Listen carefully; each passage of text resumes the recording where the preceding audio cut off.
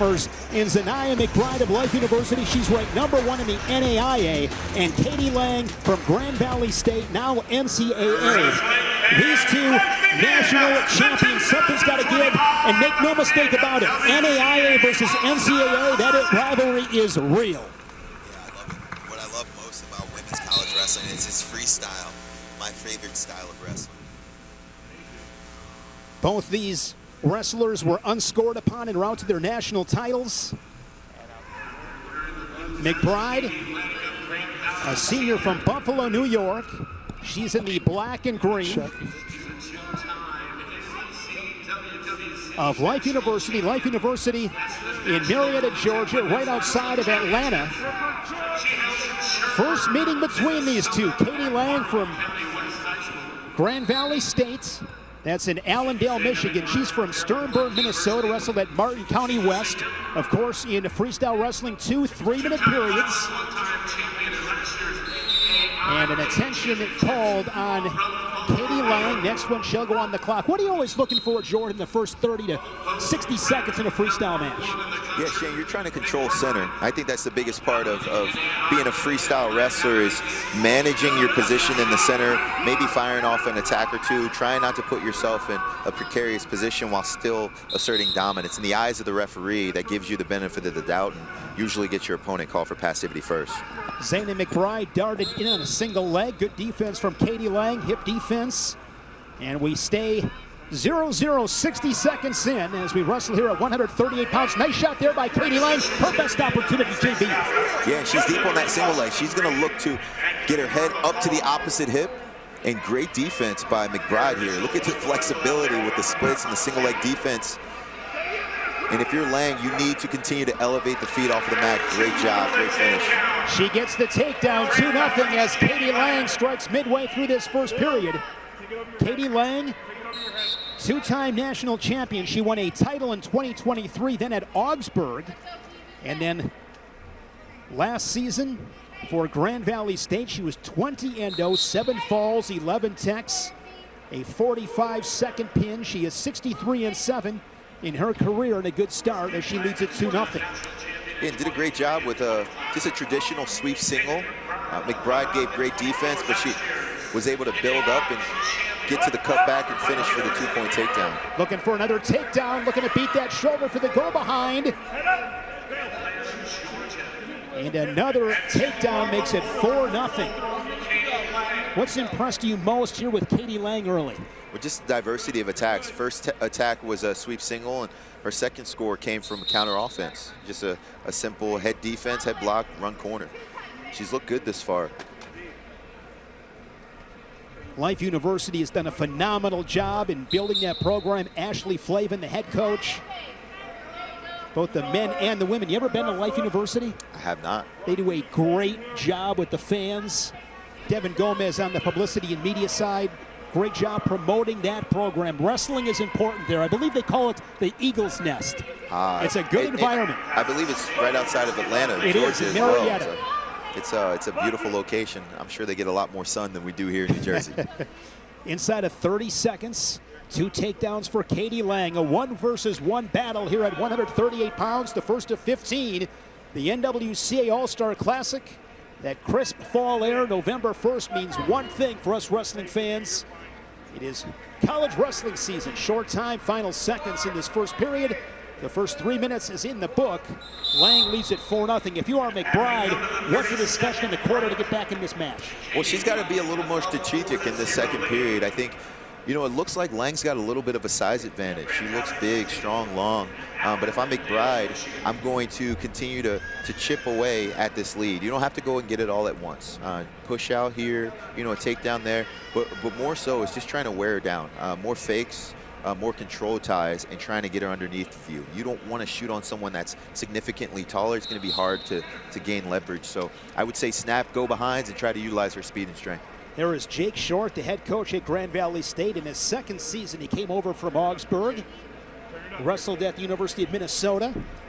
He was a tough wrestler. He was very tough. We were talking earlier, there was a great tournament, the Cheesehead in Kaukauna, Wisconsin, with him, Brian Murphy, and Mark Hall.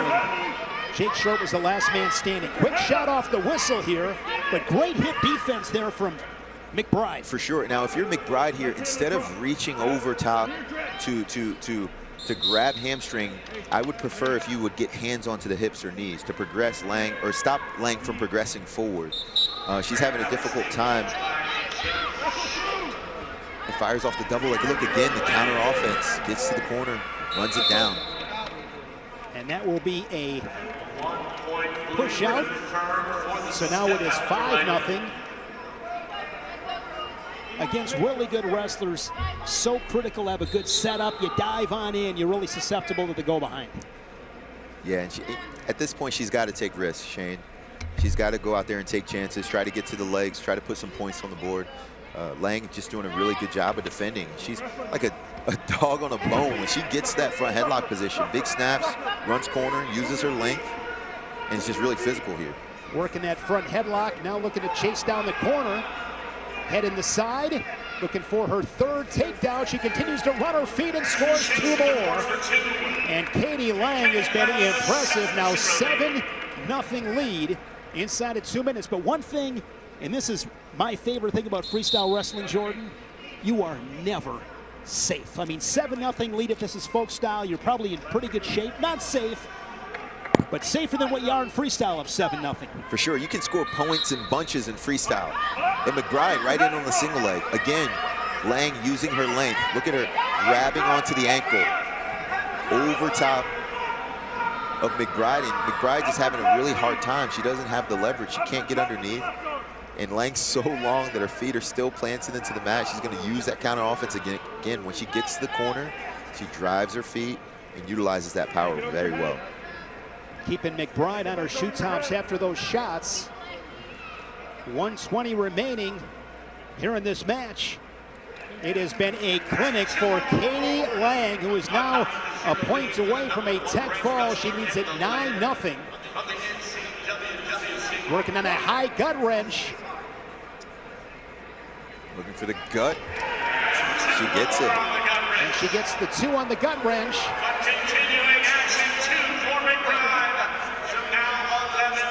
So continuing action makes it 11-2. Wow, you got to be careful there. It looks like Lange let her feet off the gas just a little bit. She thought she had finished with the tech fall. McBryde continued to wrestle, reversal, had her in danger for a moment. And look, she's got the leg lace locked up here. Look at this, McBryde. She's going to put some points on the board. She's got to fight for this. This may be her only opportunity with 30 seconds left. She's got to go. Solid parterre defense from Katie Lange. But that's a great example of what you and I were just talking about. She hits a leg lace. Just like that, you rack up the points. And here, forced parterre, because Lange wouldn't let go of McBryde's hand and was essentially evading the position, they're going to go forced parterre here. They'll give McBryde a time on top. If she can get back to the leg lace, this may be a good thing for her. She's going to try to sink down right away, look for the leg lace. Lange staying heavy on bottom. Well, she's splitting her power now. Look, she's going one hand on each leg. She's got to isolate a single leg here. Start to elevate her hips, walk to one side, and use her knees a little bit more effectively there. Now back to their feet. Lange's counter offense has been the difference. And if nothing else, this will take time off the clock. And it is going to be an 11-3 win for Katie Lange from Grand Valley State. Good way to start things off.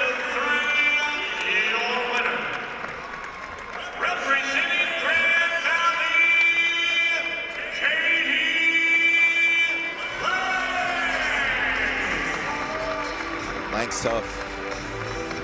Very, very well done. So, you know what we don't talk about enough in these matchups are, you've got to say yes to this, right? This isn't a requirement. This isn't on most people's schedule. Someone reaches out, gives you a call and says, hey, there's the second best guy in your weight class that wants to wrestle you this early in the season. You better be in shape. You got to get ready. And so that's a testament to the courage that all these athletes have.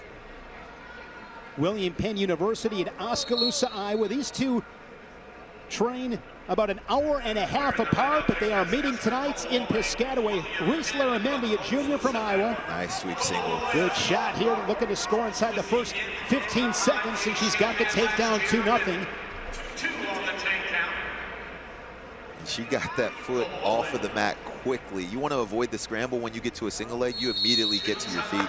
She did a great job of that, running it down very fast. Reese Larramendy, originally from Reno, Nevada. A national champion in 2024, was a U20 World Team member that same season. Larramendy displaying the really strong hips here. Great sprawl, able to defend that low single very well.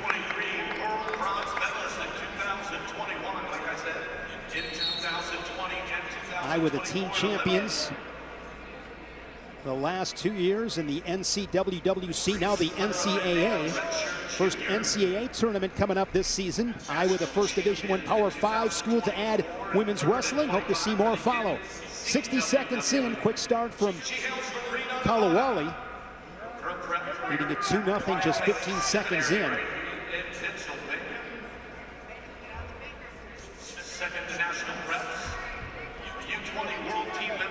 What gets you fired up watching freestyle wrestling on the feet? It's just the capacity to score points from any angle, right? It's about control, but it's also about finding angles and really looking for exposure. You're almost out there doing geometry, trying to get them to break the plane of 90 degrees. Having access to the out-of-bounds line, the circle, is also really helpful. How much action do we see stopped at the NCAA tournament men's wrestling because of the out-of-bounds line? But it's so nice to know that you're going to be rewarded for being the aggressor. If you drive them to the edge, you're still going to find a way to score a point with the push-out rule in freestyle. Another shot here from Kolawole, but again, into that chest wrap position. Larramendy's done a good job kind of sustaining the storm early. Yeah, she's doing a great job holding up. You know, she was able to get the push out. I think she's going to have to hope that Kolawole either eventually wears down or that she makes a mistake. Most of her shots have been really sharp, and if she misses, she's done a very good job at recovering quickly and creating an opportunity for herself to get to a re-attack or prevent from giving up a counter. Larramendy scoring that push out using an underhook, taking territory. She trails it 2-1, 50 seconds left. Last season, Larramendy was third at 145. She was 30-3 with 20 tech falls. If you're Larramendy, Jordan, how can you get to your offense and get to the legs of Kolawole? Well, I think she's doing a good job. Every time Kolawole shoots and misses, that's energy taking from her meter, her tank, and it wears her down a little bit. And it's only a 1-point match at this moment. So I would just continue to pressure her. Look, she gets her hands on her. She's got an Iowa style of wrestling, right? Lowers her level, gets a control tie, pushes and presses forwards, doing a great job defensively. She's eventually going to have to get to her attacks, but maybe she gets her to the edge, gets a push out, all of a sudden we're in a tie score. Short time in this opening period, 2-1. And Kolawole will take that advantage to the second period. Got the quick takedown. Clarissa Chun, head coach at Iowa. Third season already. Clarissa Chun, Gary Mayab, and Tanya Verbeek on the coaching staff for the Hawkeyes. On the other side, you have a couple more Hawkeyes with Jay Cadle and Cash Wilkie, coaches for William Penn University. Iowa's got so much great wrestling at the different levels, women's, men's, Division III, NAIA, they have it all in Iowa. It's a butterfly effect. And, you know, when you have such great wrestling at the highest level, Olympic and world champions, NCAA champions, it trickles down all the way to the high school wrestlers and the youth clubs. We were at Super 32 a few weeks ago, and there were so many great clubs from Iowa, from Seabolt to Big Game to Immortals. There were just so many wrestling clubs there. Everyone's winning from the highest level all the way down to the little guys. Straight on shot. Again, Larramendy, just a great job to stay square with her hips. Her defense has kept her in this match. It's a 1-point match. 30 seconds into the second period. the problem with Larramendy's strategy right now is she's not taking any shots, right? So yes, she's controlled the center, but she's down, and Kolawole's looked like the aggressor, right? I'm putting Larramendy back on the clock and giving her an opportunity to have to go chase down a score. So if she continues at this pace, she's going to find herself controlling position, but not putting points on the board. That's surprising. That's surprising to me. She's taking all the risks. She's taking all the shots. I would definitely think that it would be Larramendy who would be put on the shot clock there. Oh, digging underhook, controlling center. Hard hand fights. Oh, good slide nice by right there on the edge. Beautiful. And Larramendy with that slide by Jordan takes the lead 3-2. That was slick. And now she shells back up, right? She goes back into defensive mode, and she's done a really good job pressuring forward, but also she dug and planted her feet at the edge, replaced her position with Kolawole's, and in the desperation there was able to hit a nice slide by and finish that attack. Beautiful technique. So she's got the lead, straight on shot, but again, not much of an angle as Kolawole underhook left side. Trying to work Larramendy to the edge. Larramendy, nice job, makes an adjustment, and that is going to be a point for Larramendy. Another step out. She's been savvy in this match. Her edge wrestling has been the difference maker here. That takedown, the last push out, she's been doing a really good job. She's baiting her to the edge and then immediately exchanges positions with her and ends up scoring every time. 4-2 score, of course, with freestyle you have criteria. So a takedown here by Kolawole would essentially give her the lead. See Larramendy coming up through the crotch. Kolawole trying to get her hips underneath her. And shove at a point, but that's a win for Larramendy, correct? Yes, and it took a lot of energy there and a lot of time. One of the things you notice there is in freestyle, once there's an initial push out, you see the ref point to the line. It's like, hey, there was a point there. That means your opponent can no longer score, but you have the capacity to get a higher amplitude score. So it could be one just for the push out, or potentially two if you finish the takedown. 50 seconds left. Kolawole and Larramendy. Another shot there by Kolawole. Look at that deep trunk whizzer with that right hand, floating those hips back, doing a really good job of keeping her chest. Oh, and look at her looking for the switch here with the head buried. Down to 20 seconds. And if you're Kolawole, you can't look for stalemate here. You got to continue to wrestle. You're running out of time. You may be in a dicey position, but you have to try to either knee stab, butt sit, get out the back door and find a way to score and finish this takedown. Great defense. Drops her down to her belly. And Reese Larramendy rallies back. And she gets the win over Esther Kolawole. That was exceptional defense. My goodness, that leg defense was beautiful. Well done. 30 seconds in on the leg. Found a way. And Kolawole with the quick start. She was up 2-0, 15 seconds in.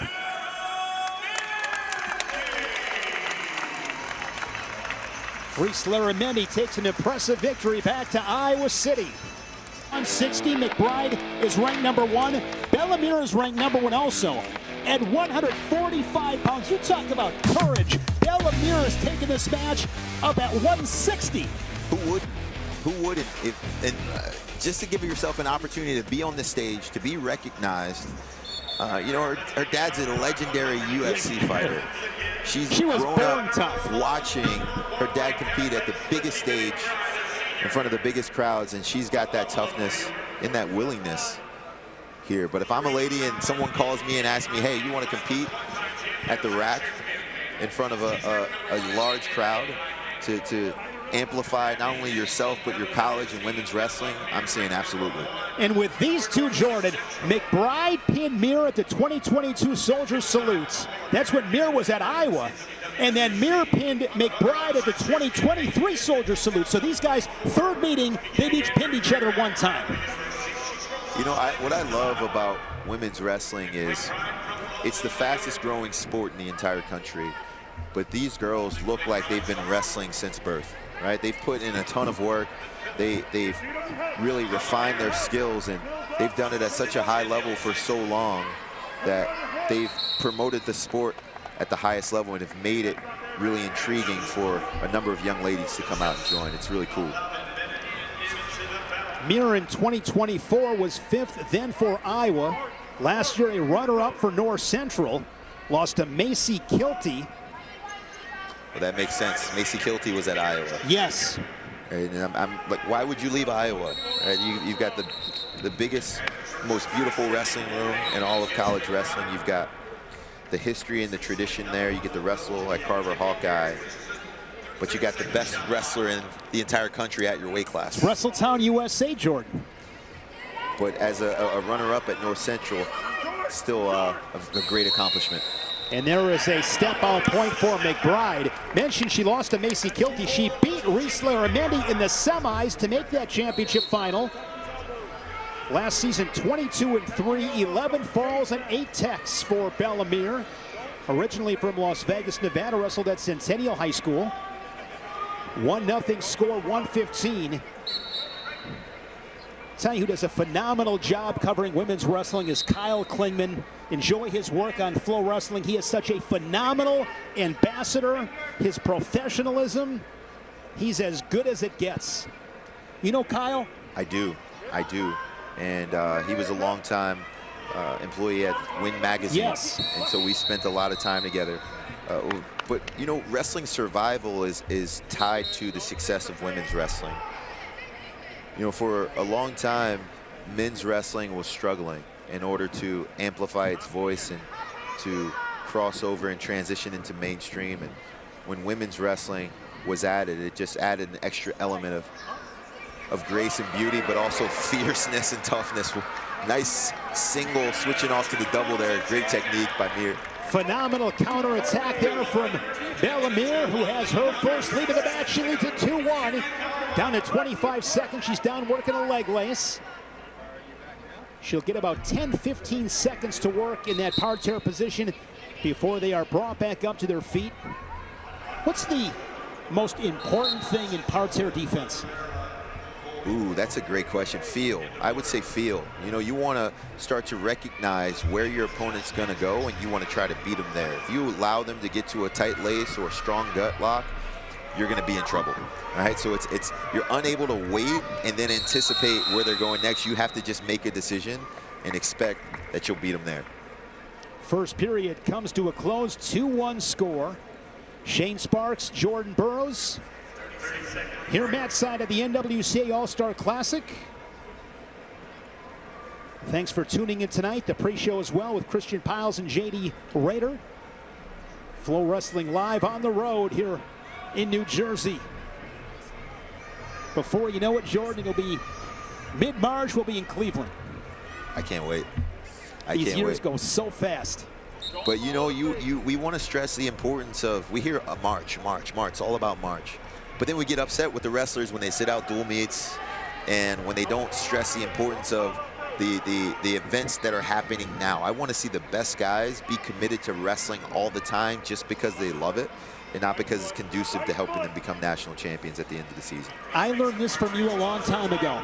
In my years covering wrestling, one thing that has really become evident to me, and seriously, Jordan, you're the guy that I think about. The great ones want the big stuff. They want the hard matches. They want the challenges. The great ones aren't looking for easy. They want to wrestle. They love this game, and they want to compete in it as much as possible. We call it the arcade mentality. If I took you to an arcade, you want to win tickets so you can get a prize at the end of the day. But if you didn't win a single ticket and no prize, you would still love that you played at an arcade all day long. We need to treat wrestling more like an arcade. We love to play and not just to win tickets at the end. Can I steal that? You got it. I like that. 2-1, 60 seconds into the second period. No scoring here this period. McBryde taking territory, pushing Mir towards the edge, and now Mir, good mat awareness, circles back in, right on that Flowhawk logo, center of the mats. Yeah, Mir's nimble. She's got really good footwork. I like the way she moves. When she gets to the edge, she hustles to get her butt back to the center. Now it looks like she's going on the clock here. And she is, so she's on the activity time. She's got 30 seconds, Mir does, in order to score. If not, her opponent McBryde will be rewarded 1 point. But keep this in mind, Mir does have the criteria getting the takedown. So with that being said, probably going to play it pretty safe, I would assume.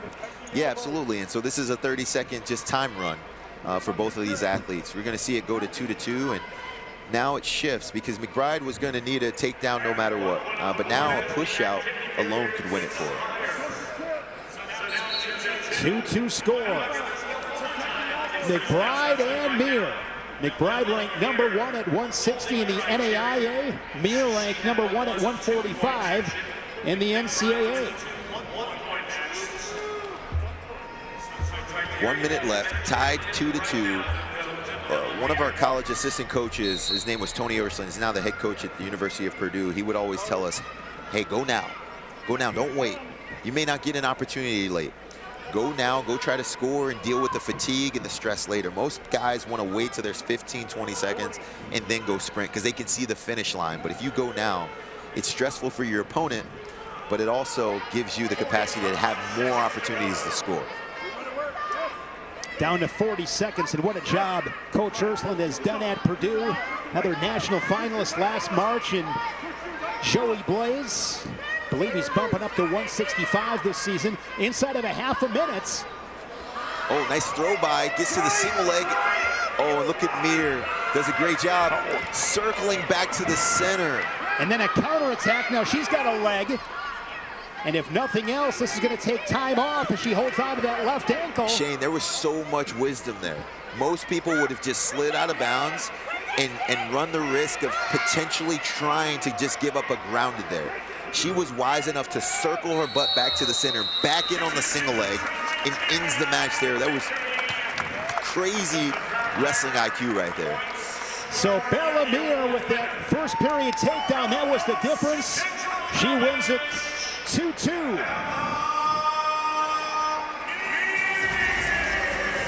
Joe Norton's done a phenomenal job at North Central College. Good men's and women's program. Mentioned Iowa before. They won the last 2 years. 2021 at the Missouri Valley Open, it was 11-9, and more recently, 2025 World Team Trials. Mortimer, a couple of 4-point moves and route to the 12-0 tech fall. Pair of 22-year-olds scrapping here in Piscataway. Love to see it, number 1 versus number 1. Lots of Life University tonight. Shotwell from Puyallup, Washington. Two-time NAIA runner-up in 2022 and 2025. Began their career at Life, then transferred to McHenry University, and then back to Marietta, where she has settled in at Life University. Sage Mortimer, 3-time NCWWC All-American. She's moved right up the steps, Jordan. She was 3rd in 2022, 2nd in 2023, and then in 2025, got to stand atop that podium as a national champion. It's beautiful when it happens that way. Lots of hand fighting here early. We're likely going to see someone get called for passivity. And there we have it. We have it. First passivity is on Mortimer. Saw Katie Lange of Grand Valley State beat Zaynah McBryde to begin the night. It's almost like a dual meet. Life versus absolutely GVSU. These are great opportunities. You said it from an individual standpoint. You want to wrestle the best. You want to test yourself. That's why you do it. That's why you're the sacrifice, the commitment, the discipline. You do it to wrestle on the biggest stages. And it's also big for these programs as well to be highlighted this weekend. For sure. Most of these individuals want an opportunity to become a star, especially for the women's wrestling team. Their fan base is still lagging behind the men's wrestling squad just a little bit. So when they get an opportunity to come side by side with them, it's massive for their sport. These girls compete at a really high level, but a lot of us haven't got a chance to see them and their skills on display. So it's great to have them here tonight. Pretty soon we'll be starting Flow Wrestling Night in America. Can't wait for that. That is on Thursday nights. We'll have some women's wrestling on that schedule as well.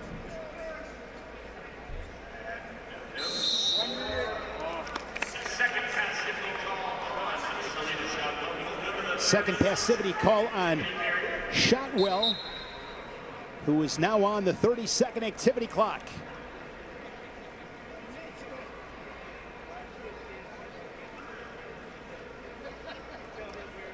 Sage Mortimer, 2024 U23 World Champion.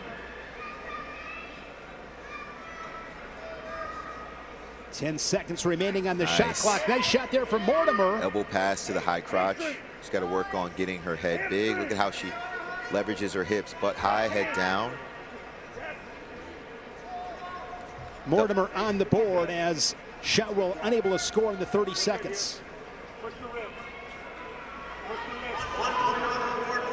And she's got the underhook on the left side. We'll see if she can use the danger zone to her advantage. There you go, and she gets the passivity. Or excuse me, the push out. Gets the second tally with 11 seconds left. Whether it's folk style or freestyle, short time scoring. Find a way to win those final 15, 20 seconds. Yeah, it's a big part of this game. You know, this isn't a traditional freestyle map, but there's usually a much thicker line for the out of bounds mark, but it also signifies the danger zone, right? When you get into the danger zone, it means that you're very close to giving up or conceding a point for a push out. And we haven't seen the girls really utilize the line as much as I'd like to see. When I get someone in the zone, I'm almost always looking half shot, going hamstring, going under the butt, digging underhook, and getting them out of bounds. You get them that close to the edge, you cannot let them off. It's almost like having a fighter, a boxer in the corner or on the ropes. It's a big part of how you score offensively and how you become tactical. Was there something you did the majority of the time anyways between periods to reset?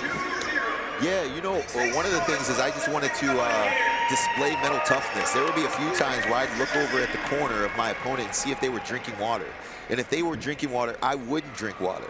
Just because I was playing this psychological warfare. It's like I don't even want them to think that I'm thirsty. I'm refreshed. I'm ready to get back to the center and start the second period. So I got to ask you real quick.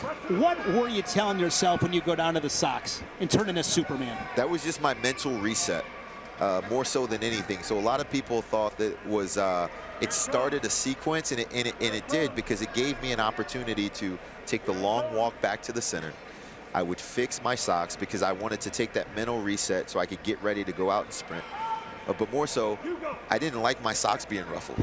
I was a big style guy. I didn't want my one sock up to my calf and one down at my ankle. I wanted those things to be even every single time. So most of the time, it was just me taking a mental reset or just trying to restyle my socks. No scoring, 60 seconds into the second period. Mortimer still leads it 2-0. Now here's Mortimer on a single leg, but solid defense there from Shotwell. Great hips by Shotwell there. And look at the violence of the snaps. Big snaps, big snaps. Time to bump head. She's got the cement with the right side. Digging underhook. Got a big underhook going big. Oh, and she's going deep. In the headlock attempt. Someone's got to go here. Someone's got to go here. Both these ladies looking for something big. And it's going to be Shotwell getting the score, and she's up 2-2 on criteria. Keep in mind, Jordan, these two men world team trials not that long ago. It was 12-0 for Mortimer, and now Shotwell with the lead in the final 110 of this match. Yeah, and two separate narratives are happening here in both of their heads. Right, if you're Shotwell, you're like, I got her right where I want her. It was 12-0 last time. I'm going to go get her. I'm going to finish this off, and I'm going to take down the champ. But if you're Mortimer, you're like, crap, it was so much easier last time. Why is it so hard? But if you're a champion, you're going to find a way. Sometimes it's not going to be pretty. It might be a little grimy. It might not look very good, but you have to find a way to get your hands raised. Shotwell has that underhook again on the right side. So the problem is, Shane, though, is her left arm isn't on the chin. Right, so you notice her left Big toss for Mortimer! Sage Mortimer looking for the fall. It's going to be feet to back for 4, so she'll reclaim the lead 6-2. But she is looking for the slap of the mats. And if you're Mortimer here, you just hang out, right? You pitch yourself a tent. You got 20 seconds left in the mat. You don't move. You don't try to advance. A fall will be a nice stamp, but you make sure that you get out of this match unscathed. What a great job. She is the champion, and this is what champions display. When it's late and things get dicey, they find a way to win. What a stamp there by Mortimer. With that headlock, 6-2 Mortimer over Shotwell.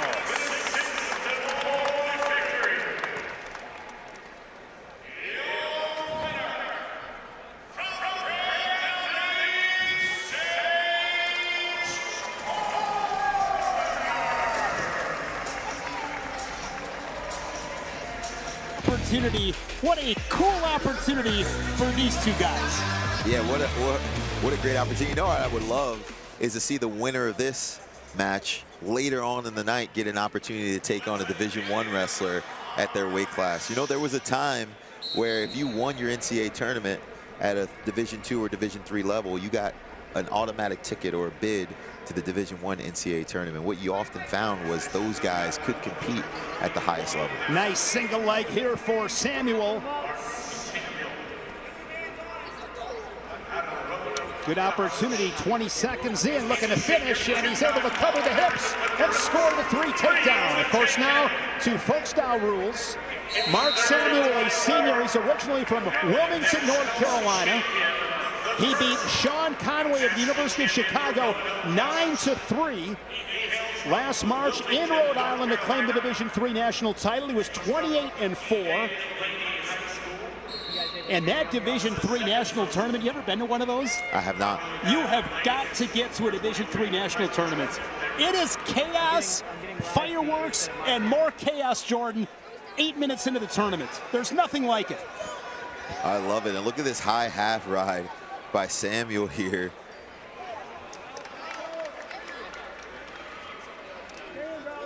Has that riding time already. Approaching 30 seconds. Now he's got to work up. He'll have 5 seconds to work up. Grace, Pennsylvania native, a 2-time All-American, a national finalist. Last season he lost to Johnny Lopez of San Francisco State 8-7. 16-7 season for Grace. Under head coach Danny Irwin, who's now in his 7th season. West Liberty 10th as a team at the national tournaments.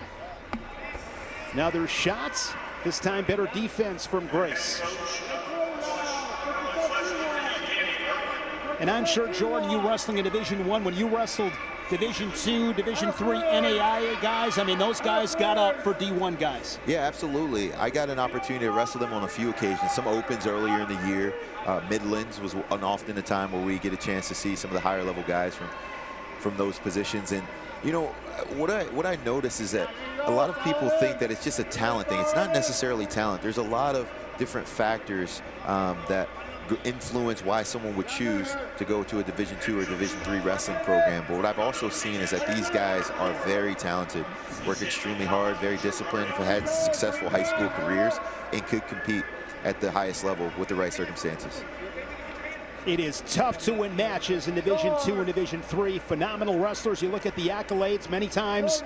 State champions, Fargo All-Americans, as you said, just different circumstances lead them to their ultimate destination as to where they choose to wrestle. 30 seconds, half a minute remaining, 3-1. Samuel, the first period takedown. This week, the coaches voted in the preseason poll that Roanoke, the Maroons, picked to win their 4th straight Old Dominion Athletic Conference title. Really good program with Nate Yetzner as the head coach.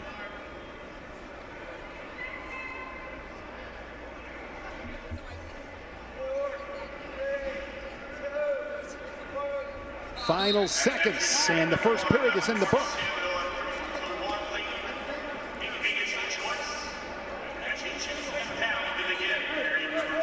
What was your mindset, Jordan, going on bottom? It's a free point. It's almost like the free throw in basketball. At our wrestling club, we have really 10 ideals as to how we identify our wrestling. And one of those ideals, Shane, is we always choose bottom. When given an opportunity, if we win the coin flip in the second period, we always choose bottom, and we want to have the capacity to go down. I really like the way this kid, Mark Samuel's wrestling. He's shown to be really proficient in every single position. He gets the reversal. And look at him kicking away at the feet of Grace and somehow finds his way back on top. He's slick from his feet. He's gotten to the legs and gotten a takedown. From the bottom position, he's gotten a reversal. He's gone high half, back hook crab ride, and really done a good job riding from top. He is good in every single wrestling position. Mentioned head coach Nate Yetzer, hired as the first coach in 2020. 5th year of competition for Roanoke College. They were 14th at the NCAAs. Coach Yetzer was an All-American back in 2004 for Edinburgh. His #1 ranked Mark Samuel leading at 5-1. He's got riding time over 60 seconds as he works a tight waist. Goes with a claw ride, sinks that in as the riding time continues to build. And clearly working for turns too, Jordan. Yeah, and he's been really close to exposure on a few occasions here. Has done a really good job. And look at just the diversity in his movements. He goes back trip, mat return there, his hips. Sinks in an arm bar. And right here, Jordan, just 35 seconds left. Want to finish periods on top, finish strong. Maybe get a turn. And of course, if you are Grace, got to find a way to get one as they scramble at 25 seconds left. Locked hands, so that'll stop the riding time. This would be a big reversal if Grace is able to get it, and he does. This is going to be a 5-4 match. And we talked about the end of periods. That's a 3-point sequence. That's as good as a takedown right there. A locked hands and reversal in the last 10 seconds of a period. It looked like he was getting dominated. Now all of a sudden he's in this match. He was in trouble with 30 seconds left. The riding time didn't have an answer on bottom. Scoreboard reads 5-3, but I believe it should be 5-4 because he got the point on the locked hands and then that late reversal. So, and he's got choice in this third period. Now he hasn't gotten turned. He's been close a few times. I'm watching body language, Jordan, and I'm looking at Grace. I see the hands on the hips. If I'm him, I don't think I'm going on bottom. It's the only position that he's won in. True. You know, Samuel's been all over his legs every time he's been on his feet. I haven't really seen a committed shot by Grace quite Am yet. I missing something why it says 5-3? Oh, wait. Now I'm it's not 5-4. sure. Now Okay, they got it. Okay. Oh, and one thing that we're underestimating is riding time. Yes. If he's already given up riding time, you don't go down. You don't go down. You're going to have to get a takedown either way. So I think you give yourself the maximum amount of time. You give yourself an entire 2 minutes. You choose neutral, and you wrestle from there. Here, you're... Good scramble. Can he reverse him again? High head wins. He's got to elevate the feet. 5-4 match. Mark Samuel ranked #1 in Division III. And I believe that was a mistake by the coaching staff. Going on bottom? Going down. Because he's going to have to fight extremely hard to get to his feet. It's going to take time. It's going to take time. It's going to take energy. By the time he gets to his feet, whatever he's got left, time and energy, he's got to then go and try to give and still get an additional takedown. I was surprised he went on bottom. I agree. Showing some good urgency right now, working to his feet.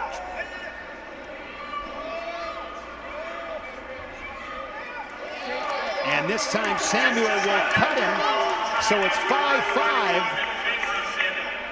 And we'll see what Grace has from his feet.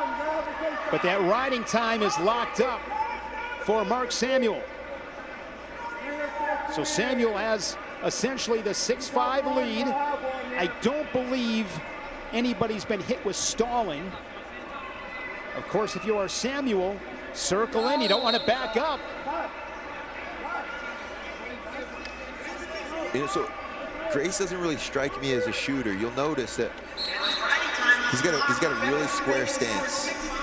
It's extremely square, he's relatively high, straight legs, hasn't really level changed, not a whole lot of fakes in his arsenal. And again, just kind of reaching on shots. Non-committal, hasn't really hit any knees here. Samuel has scored a takedown. There's a shot. I think it's good optics, if nothing else. And he counter shoots Samuel out of bounds. That's his first stalling. That's his first stalling. So you got 30 seconds left. If you're Sammy, or if you're Grace, you got to just push. You're pushing, you're shooting. You're trying to make him look bad in the eyes of the referee, Yes. but also being careful, because one of the tactics of lead management is just to get to a leg and hang on. Another So you gotta shot. be really careful here. Wants to pick up that intensity. Down to 20 seconds.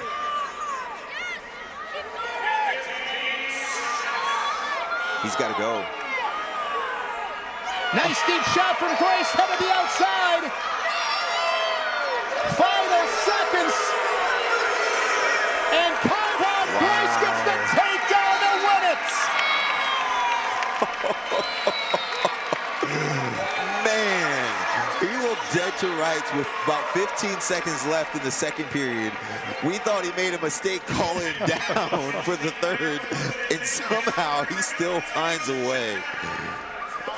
This is why he's #1 in his class. Believes, looks to have been beaten in a number of positions, and still finds a way. Challenge break comes in. That's a YOLO break there. Yeah, that was clearly a takedown with significant amount of time left. And watch him scoot. He's reaching for the far side hip and trying to secure the 2 points. And there it is. Literally a second left on the clock to get the 3 takedown. 8-6. Khyvon Grace from West Liberty University, the 2-time All-American, a runner-up a year ago. A memorable start to this, his senior season. Ruling on the mat is upheld. The young fans behind us love it. They love it. They love it. That was an awesome match. That's what you want to see.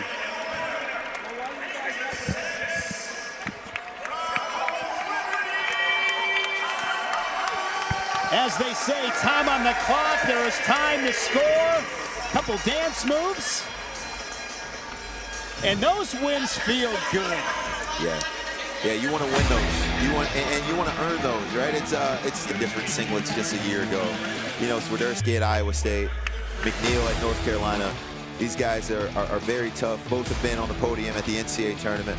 And I love the style of both of these athletes. You know, McNeil, a guy who's represented the Canadian national team on a few occasions. And I got a chance to spend a few days out in Stillwater, Oklahoma in May, and I got a chance to wrestle with Swiderski, and man, he's tough and takes a lot of risks. Just gritty, takes shots, takes chances. As courageous as they come, he's a big-time gamer.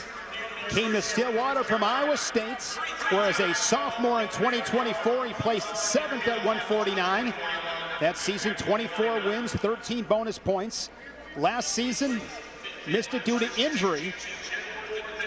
From Dundee, Michigan, he was a 4-time Michigan State champ. Battled some injuries in his career, but when he's right, he's right. Yeah, and he's tough. He's disciplined, but he's also a good athlete. Moves well, takes chances, this is the hardest thing to teach in wrestling. Doesn't know how much you know. It's about, are you willing to execute? And he's a guy that's going to shoot 5 to 6 times a period. In sheer volume, he gives himself a chance to hit the long ball. No score, 60 seconds in. McNeil, a grad transfer from North Carolina. Great career for the Tar Heels. 3-time All-American, won over 20 matches in each of the last 3 seasons. He was 5th last March in Philly. Beat Ethan Styles 8-4 in that 5th place match. Styles, talking about the transfer portal, was at Oregon State. Now he's at Ohio State. Shot there by Swiderski. Good exchange on the edge halfway through the first. What have you noticed 90 seconds in? What I've noticed is Swiderski's taking a lot of the risks and a lot of the chances, but McNeil, this is kind of what he does. He's tall, he's long, he's rangy. He's got a really good frame for the 149-pound weight class, but he's a guy that makes you take chances on him, and then he capitalizes on your mistakes. Holds good position. Not exceptionally fast, but just does a really good job of getting to the places and scoring points when necessary. McNeil top 3 at ACCs the last 3 years. Last March, fell in the ACC final 4-1 in sudden victory to Caleb Henson of Virginia Tech. Here's Swiderski. Good opportunity, but you see the hip defense from McNeil. And look at how he's draping over top on that right side with that crotch lift. But if Swiderski pops his head, now he's going to try to elevate and back up to his feet. And look at McNeil Try to lock out that knee. Continuous swipes at that foot. Nothing Swiderski yet. scrambles out of bounds. Originally, Jordan, they gave him the 3, and then they waved it off. And what a great example right there. These guys, Jordan, just fight every single position. McNeil looked like he had him dead to rights, and Swiderski wouldn't have it. Well, you can't stop wrestling here, especially in a match like this against an opponent of this caliber. We talked a lot about scoring at the end of periods. 25 seconds left in the period. You can't give up those type of takedowns. Lives to fight another day, keeps himself in the match. What's it like, Jordan, when you are so close to scoring at a guy and you can't capitalize? It's a bit frustrating, to be completely honest with you. It's really frustrating because of the fact that you don't get a lot of those chances. McNeil was deep in on the leg, and we got a stalling in the first. Can he run it down? Time will expire. A stall call on McNeil late. It might be 0-0 on the scoreboard, but that was some good action for 3 minutes. This is the best 0-0 match I've ever seen. We've got no scores, but it feels like we've seen a ton of action. Choice goes to Swiderski. The Cowboy will defer. And the now Michigan Wolverine going to take some getting used to seeing McNeil in that maize and blue. Mentioned a 3-time All-American. He was 4th in 2023 and 6th in 2024 before that 5th place finish in Philly last March. Quickly pops to his feet and able to get the escape. McNeil on the board, 1-0. You know what's interesting is you see the schools that these individuals go to in the transfer portal, very similar to their original choices, right? McNeil, a place like UNC in the ACC, but a beautiful campus known for its academic rigor and prowess. A very prestigious school. Finds himself at Michigan. You know, Swiderski going from a small town like Ames, Iowa, with wrestling-centric town, and finds himself in Stillwater, Oklahoma. Not a whole lot to do, but they love to wrestle. Yes, they do. Deep shot here for Swiderski. And Casey Swiderski will take the lead. The Cowboy 3-1. And Swiderski packs a lot of power and explosiveness in that small frame. When he shoots, he means business. And he shoots with a lot of velocity in all of his attacks, and did a really good job finishing that single leg there. Swiderski saying sitting out last season, really all about perspective. Said he learned a lot sitting in the bleachers, and a new perspective in the fact that he gets to do this. When you take something away from you that you love, you get a new appreciation for it. Well, when you make the transition to college, you automatically assume you're going to continue to progress, continue to win, but also continue to love it. And that's really hard. It's difficult to do. You're away from home. You've got a lot of things that are nipping for your attention, distractions, and, you know, trying to manage a social life and the academics of being in a collegiate program. It's just really hard. And so he's someone that I would say has underperformed of what his expectations were coming out of high school, but now he finds himself in the right place. I think this is going to be a really good home for him at Oklahoma State. One of my favorite events we had it a couple of weeks ago. Who's number 1 on Flow Wrestling? We had it in Cornell, Iowa. In the main event, we'll see Jesse Mendez and Swiderski's former teammate Anthony Echemendia. Swiderski beat Jesse Mendez at Flow's Who's Number 1. That's a great event. My favorite high school event of the season, Who's Number 1. And I love the All-Star Classic. Inside of 10 seconds, Swiderski taking the lead, dives in late once again as he did to close out the first. And we will go to the third in a 1-point match. Swiderski deferred to end the second. He'll go on bottom. Of course, Oklahoma State, as you mentioned, 34 team national titles, 492 All-American honors, 145 individual national titles, and a few Hodge Trophy winners as well. And Steve Mocco, Alex Deringer, and most recently, Captain America, Wyatt Hendrickson. Where do you keep your Hodge? I don't even have it. It's actually at the University of Nebraska, Is it? my alma mater. They built a small memoriam for my senior year, and they have the trophy presented there at the wrestling room. Super cool. So McNeil in this top position has that right leg figure forward. If you're Swiderski, tough place to be. What's the first thing you have to accomplish? Well, you've got to clear your leg. So whether it's a mule kick or going 2 legs over 1, and trying to find a way to knee slide and get your hips free. Second, if I'm oh, and there he goes. He makes it happen. So Swiderski now 4-2. 1:10 remaining. As you mentioned, McNeil from Canada wrestled at Wyoming Seminary, national prep champion in 2020, named OW of that tournament. A lot of good freestyle success. His dad represented Great Britain at the 1992 Olympics in Barcelona. So wrestling family down to 60 seconds, but McNeil being doubled up by the Cowboy Swiderski 4-2. One of the things about the new three-point takedown is it really weakens the value of the stall call, right? If you've got a 2-point takedown, all of a sudden you get to your feet, 2 stalling calls, the match is tied. But now you need 3, 4 stalling calls to get yourself back in a position to take the lead as the aggressor late. And Swiderski wisely gets to his attack. There you see David Taylor and Jimmy Kennedy. Oklahoma State coming off a phenomenal year with David Taylor. We've got Olympic gold medalists in both corners. Kevin Jackson in 92, of course, David Taylor. I'm sitting next to one, but I will bet not one of you three won the Fonda Youth Classic in 83. I wasn't even born in 83. Swiderski continuing his pace. Down to 20 seconds, another shot by Swiderski. Good mat awareness, he knows exactly where he's at. Level change from Swiderski. Good body control. Savvy, yes. Savvy, smart. Notice how double knee pound, duck under, turns his hips back to the inside and drives him out of bounds. Really savvy, still no stall calls left. And he can run for the hills. There's a stall call, but that's not gonna do anything. In his first match, in that orange Oklahoma State singlet, it's Casey Swiderski, 4-2 over Lachlan McNeil. Swiderski is a very tough wrestler. He's definitely going to be on the podium in March. The only question is how high. You said it before.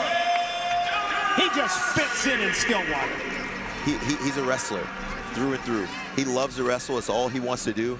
He's done an exceptional job at developing and finding a new home. The pride of Stroudsburg, Pennsylvania, coming over from Lincoln, Nebraska.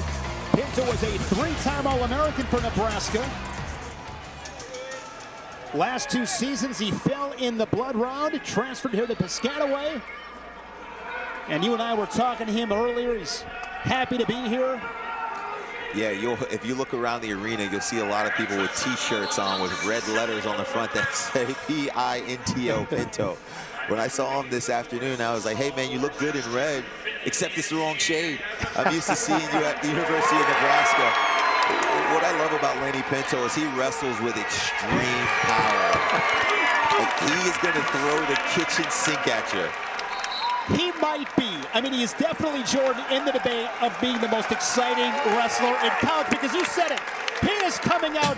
If he's a baseball player, he's not bunting. He is swinging for the fences every single time. 0-2 on Lenny Pinto. He's still trying to hit 500 feet. Every time. You know, and it's actually cost him a couple of matches because his high amplitude style.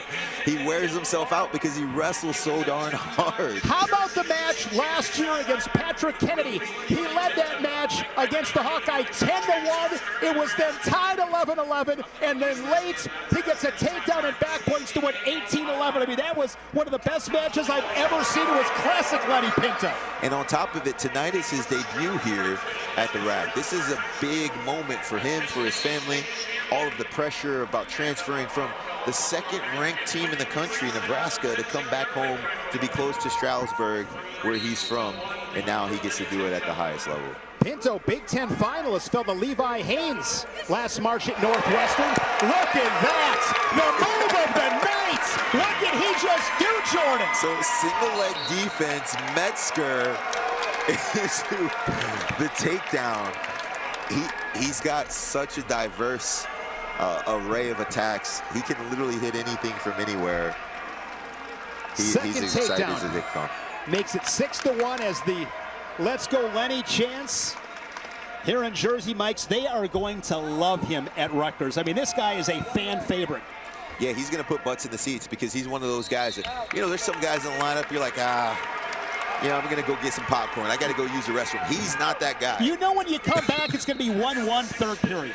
Yep. This is not that guy, right? He's the guy that when he's coming up and he's anywhere close, you're taking your butt, you're planting in your seat, and you want to watch him wrestle every single time. Simon Ruiz, a takedown would put him right back into this match. Coming off a sensational season for Mike Rain, the Big Red. He won 27 matches, and he's got a cradle locked up. But Lenny Pinto rolls through it. This match has been they gave takedown there. It bonkers. looks like the Rutgers side is going to challenge that. Just because as soon as he initiated the lock is when Lenny went to roll through, found himself on the other side. This is actually a really close call here. Depends on how much time, reaction time, the referees will give. And it was called a takedown on the mat. So scoreboard reads 6-5 as they will review it. Here's another look. So watch here.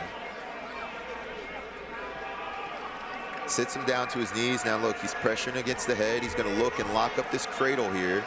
Look, Pinto still got his arm on the outside, but he rolls him all the way through. He never really demonstrates control here. That's a really close decision.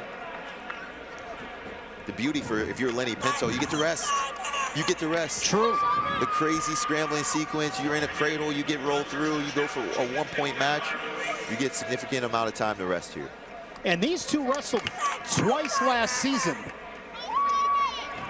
Ruiz won both matches. He beat him 6-4 in early December in Vegas, and then 2-1 at the NCAAs in the blood round.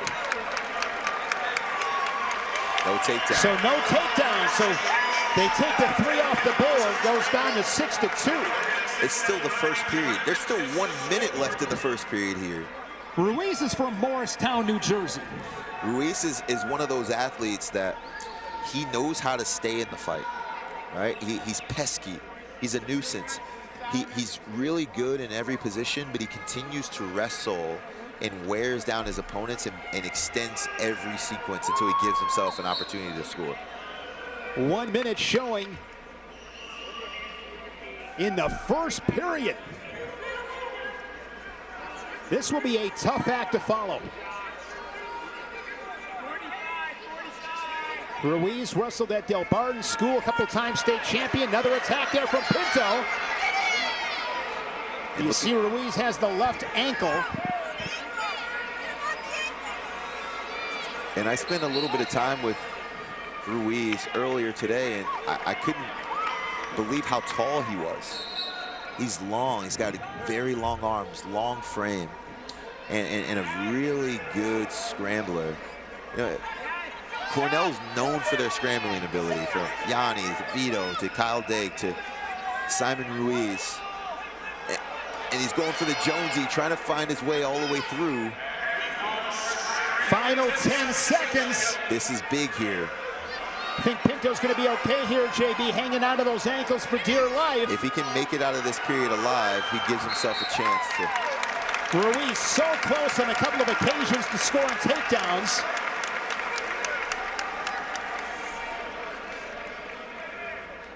So Pinto will go on bottom. Pinto, part of that Nebraska team a season ago that placed a program best second behind Penn State. He had over 70 wins at Nebraska, 25-7 last season. Looking to get on that podium, been so close.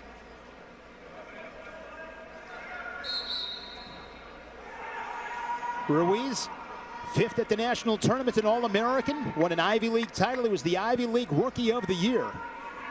Won 5 matches, wrestled 7 in Philly, did it the hard way.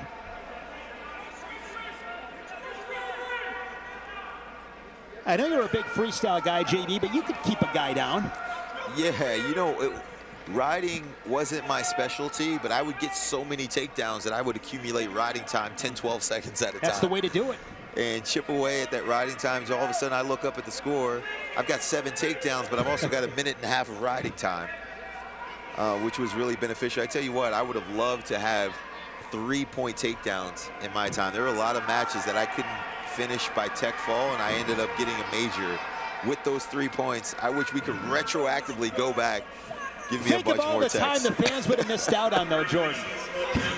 Oh, man, Ruiz doing a really good job here, riding on top, controlling the 2-on-1, just being a nuisance, as we mentioned earlier, keeping the pressure high and trying to wear Riding is the great equalizer. He's got to be careful here. He's trying to pass leg, but he's exposing his own back. I mean, if you are Ruiz right now, taking energy out of a guy, you're building your riding time up close to a minute. It's the great equalizer. And it looks like Pinto is content with. Look at now this. he's in trouble. Going to be a tilt. 2 near fall for Ruiz. Just great top wrestling, Jordan. Different paths to victory. It's the X factor. It's the X factor. We really haven't seen it much tonight. Is guys are always looking for the takedown independently, but they're not really riding or trying hard to turn on top. This is the X factor. He warmed down, took power from his power meter, and also got an additional 2-point near fall sequence. Now he gets choice. He's in the driver's seat. Rides Pinto the entire second period. The sophomore from Cornell will now go on bottom. Ruiz last season at the national tournament lost to Cade DeVos of South Dakota State 4-3 in the quarters, and then beat the Jackrabbit 2-1 to take 5th. It's a tie score right now. Yes, it is. Gets that quick escape. Has his riding time at 1:23, and clearly Ruiz just seems to have a little bit more juice at the moment. But as we know with Lenny Pinto, I mean, he strikes like a rattlesnake. Yeah, he's liable to let off something explosive at any given moment here. It looks like he's taking his time. He's resting, but look at the underhook throw by to the pick attempt. Barely misses the foot. Mike Gray's done a phenomenal job at Cornell. Scott Goodell, head coach at Rutgers, the winningest coach in program history. No points. The scrambling in this match has been elite. And Pinto is laboring a little bit. If you remember, his first 2 years at Nebraska, he was actually a 184-pounder. Before last year, Nebraska decided to shift up their lineup. He goes from 184 to 174. And Ruiz now with the lead with a 3-point takedown, and that was pretty easy for him. Just dropped in on a leg. And Ruiz right now, JB, exactly where he wants to be. 57 seconds left. Really good in the top position. Has not been hit with stalling. Was able to turn him once already. He's in the driver's seat. He's just sturdy. He's steady throughout the entire match. Never really gets flustered. Doesn't get rattled. Doesn't get out of position. Just continues to stay the course and do things the right way. Wears on his opponents, and you can see it. Pinto started laboring, slower back to the center, having a hard time getting off his belly. And when he does, Ruiz doing a great job of controlling wrists and keeping those hips engaged. Pinto's got the elbows out. Half Nelson there from Ruiz. A lot of forward pressure, keeping the weight on the hands of Pinto. There's a roll from the Scarlet Knight. Riding time now over 2 minutes for Simon Ruiz. And back in his home state of New Jersey, fell behind early, stayed composed, kept his poise, kept on wrestling, and he is going to get out of here with a W. With the riding time point, it will be 9-6, nearly 2.5 minutes of riding time. Simon Ruiz, your winner tonight at 174 pounds. And what I love most about that match is he gave up nothing at the end. Right, it'd be easy to play it safe, cut him, run. He asserted his dominance, gave up nothing, and finished on top. Beautiful finish.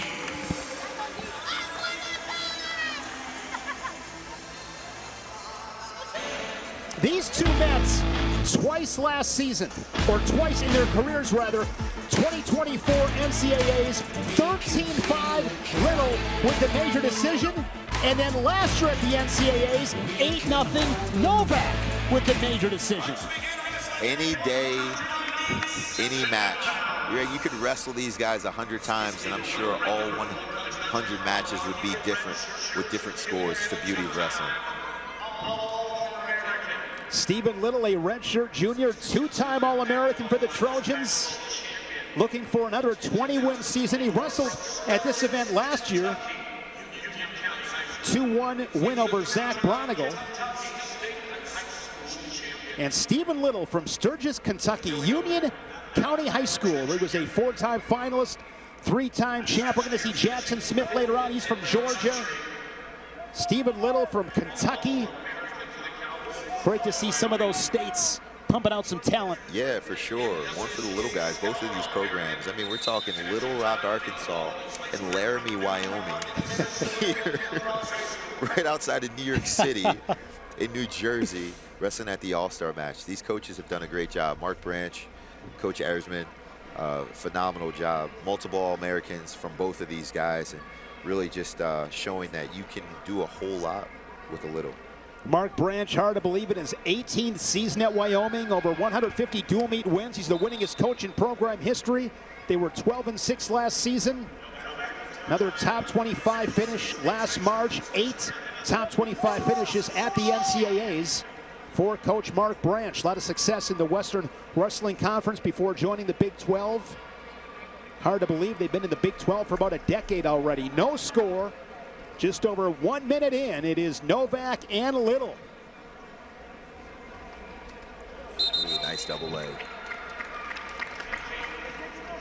See, that's the biggest difference between folk style and freestyle. Freestyle, you've been rewarded for the quality of that shot. Drive him out of bounds, control his hips, and get your 1 point for the push out. I know deep down you're a folk style guy.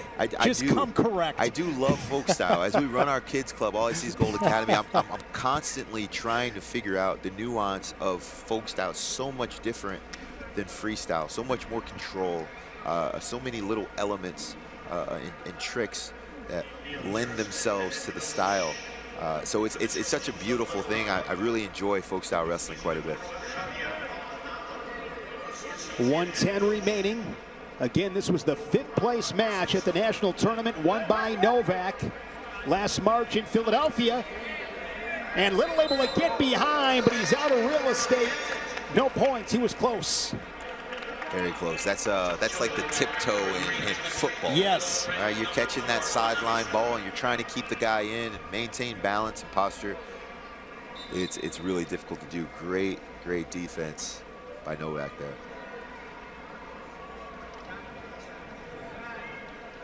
Last season, Little, Pac-12 runner-up, fell to A.J. Ferrari as a redshirt freshman. Won the Pac-12s and then was 7th in Kansas City at the NCAAs. Little Rock once again with 2 All-Americans at the national tournament. You mentioned Coach Erzman, the job he's done. Last season, a program best 6 wrestlers to NCAAs. Little and Maddie Bianchi, All-Americans. Erzman again, the Pac-12 Coach of the Year. Good for the sport.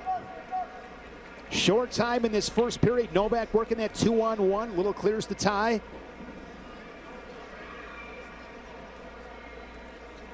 That transfer portal is wild. A.J. Ferrari now at Nebraska at heavyweights. Didn't see that coming exactly a few years back.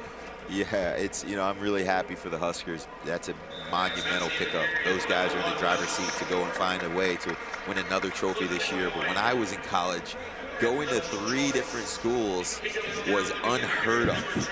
I've got a Husker tattoo on my leg, Shane.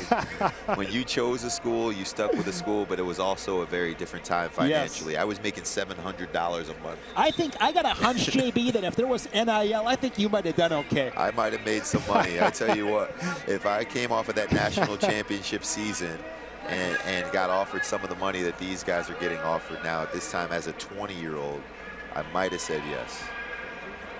I could see you in that black Hawkeye singlet. Ooh. Or that Oklahoma State burnt orange. You could pull it off. You know, it's so different because professional sports, it's a business. And when you decide at college, it's so integrated into your personality, into your family, who you are. You bleed the colors of your program. And so you've seen that shift lately for financial gain, which I'm not opposed to at all. These guys are making revolutionary and life-changing amount of resources being injected at a young age. But loyalty to your college program is big. I think a lot of these guys, we see them transfer as seniors, and all of a sudden they're doing their senior night in a different color singlet in front of an entirely different crowd, being celebrated and saluted by a coach that they've only been with for 4 or 5 months. It's just a much different experience. 60 seconds left in this second period. Little with an escape, the lone tally on the board. He leads it 1-0.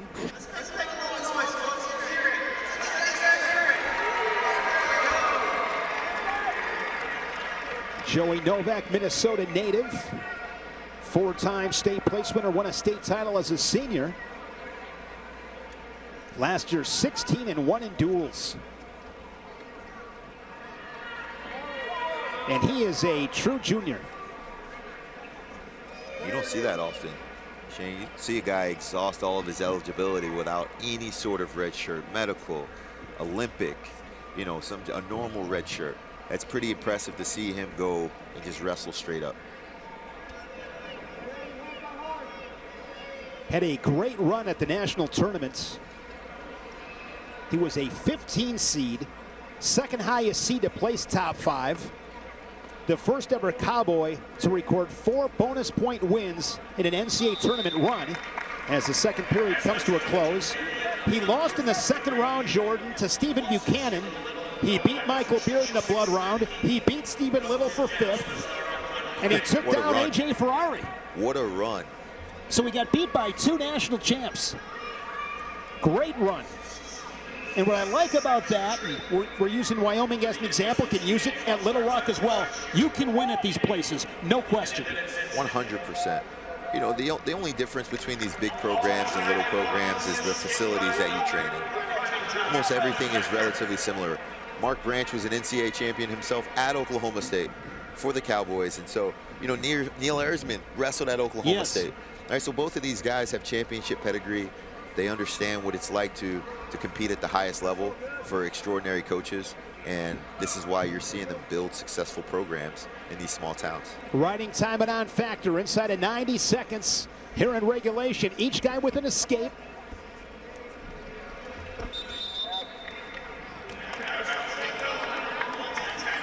Shane Sparks, Jordan Burroughs, NWCA All-Star Classic. Glad to have you with us here on Flow Wrestling, kicking off the college wrestling season. And Little looks like he's picking it up a little bit.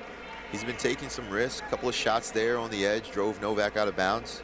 Hit that nice double leg earlier on in the match. And, you know, he's got a minute to really go out there and try to get to the legs and secure a takedown. He's doing a really good job of pressuring forward. Now he's got to get to his attacks. And remember, earlier in the match, Little was close on the edge, but he ran out of bounds.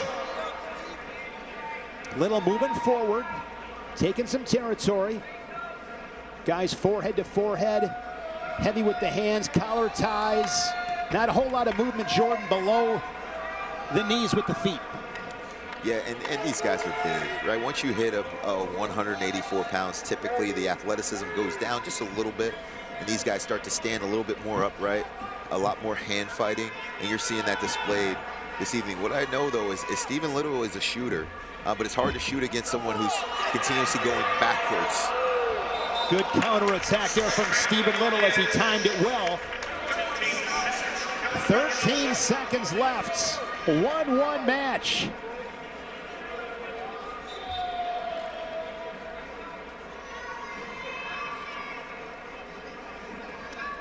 Late shot there by Stephen Little. He's got his hands locked between the legs. So time will run out.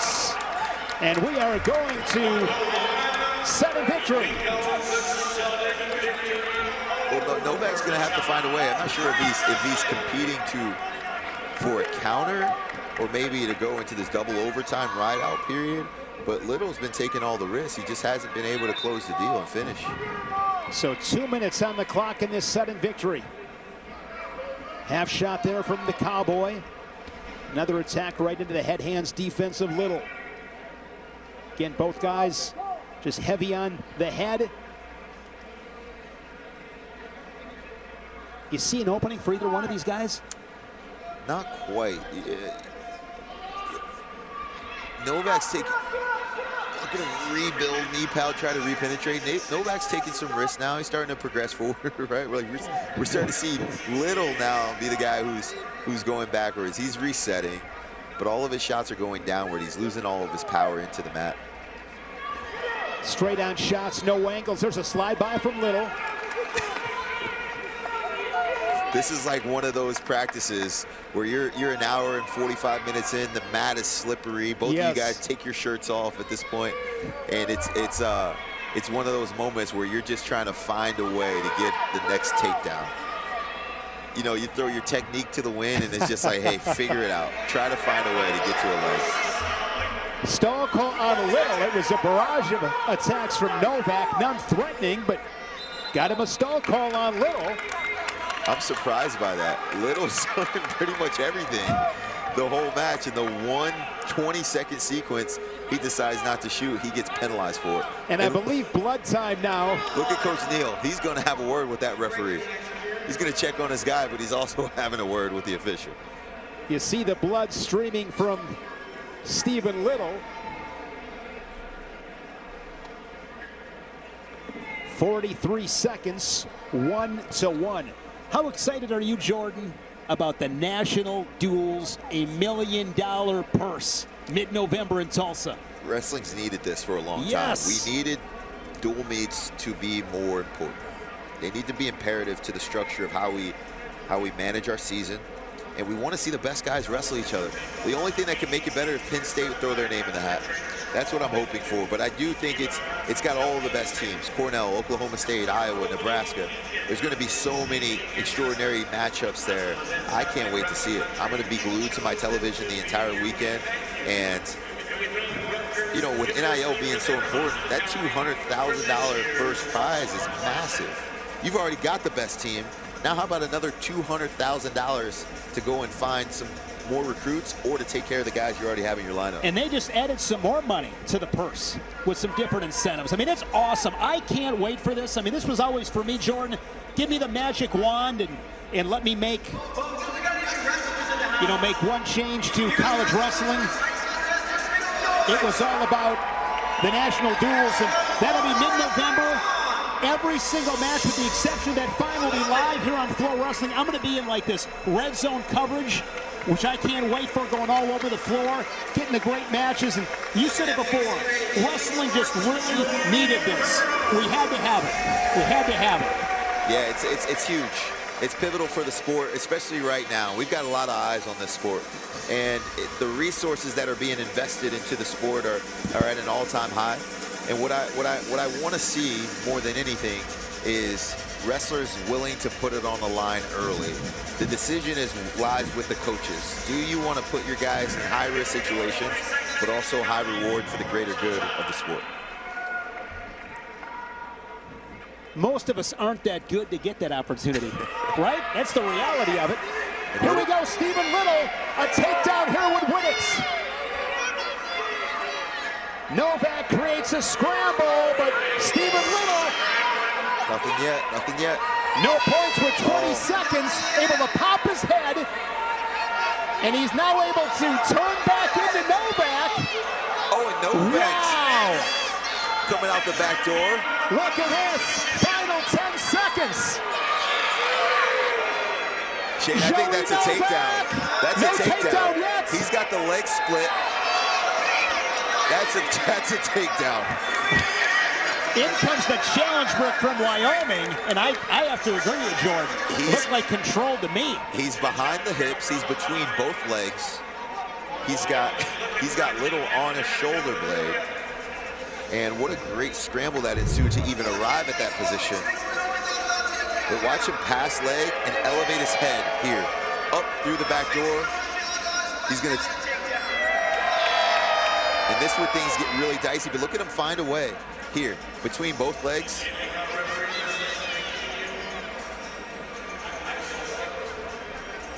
Going to be close. A takedown was not awarded on the mat. I'm going takedown, Shane.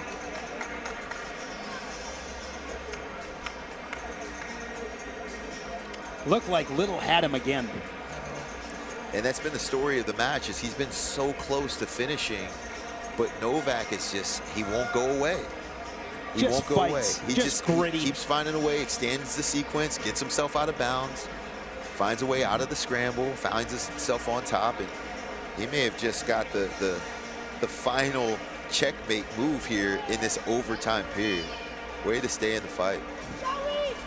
They continue to review. Otherwise, Jordan, we're going to the tiebreakers.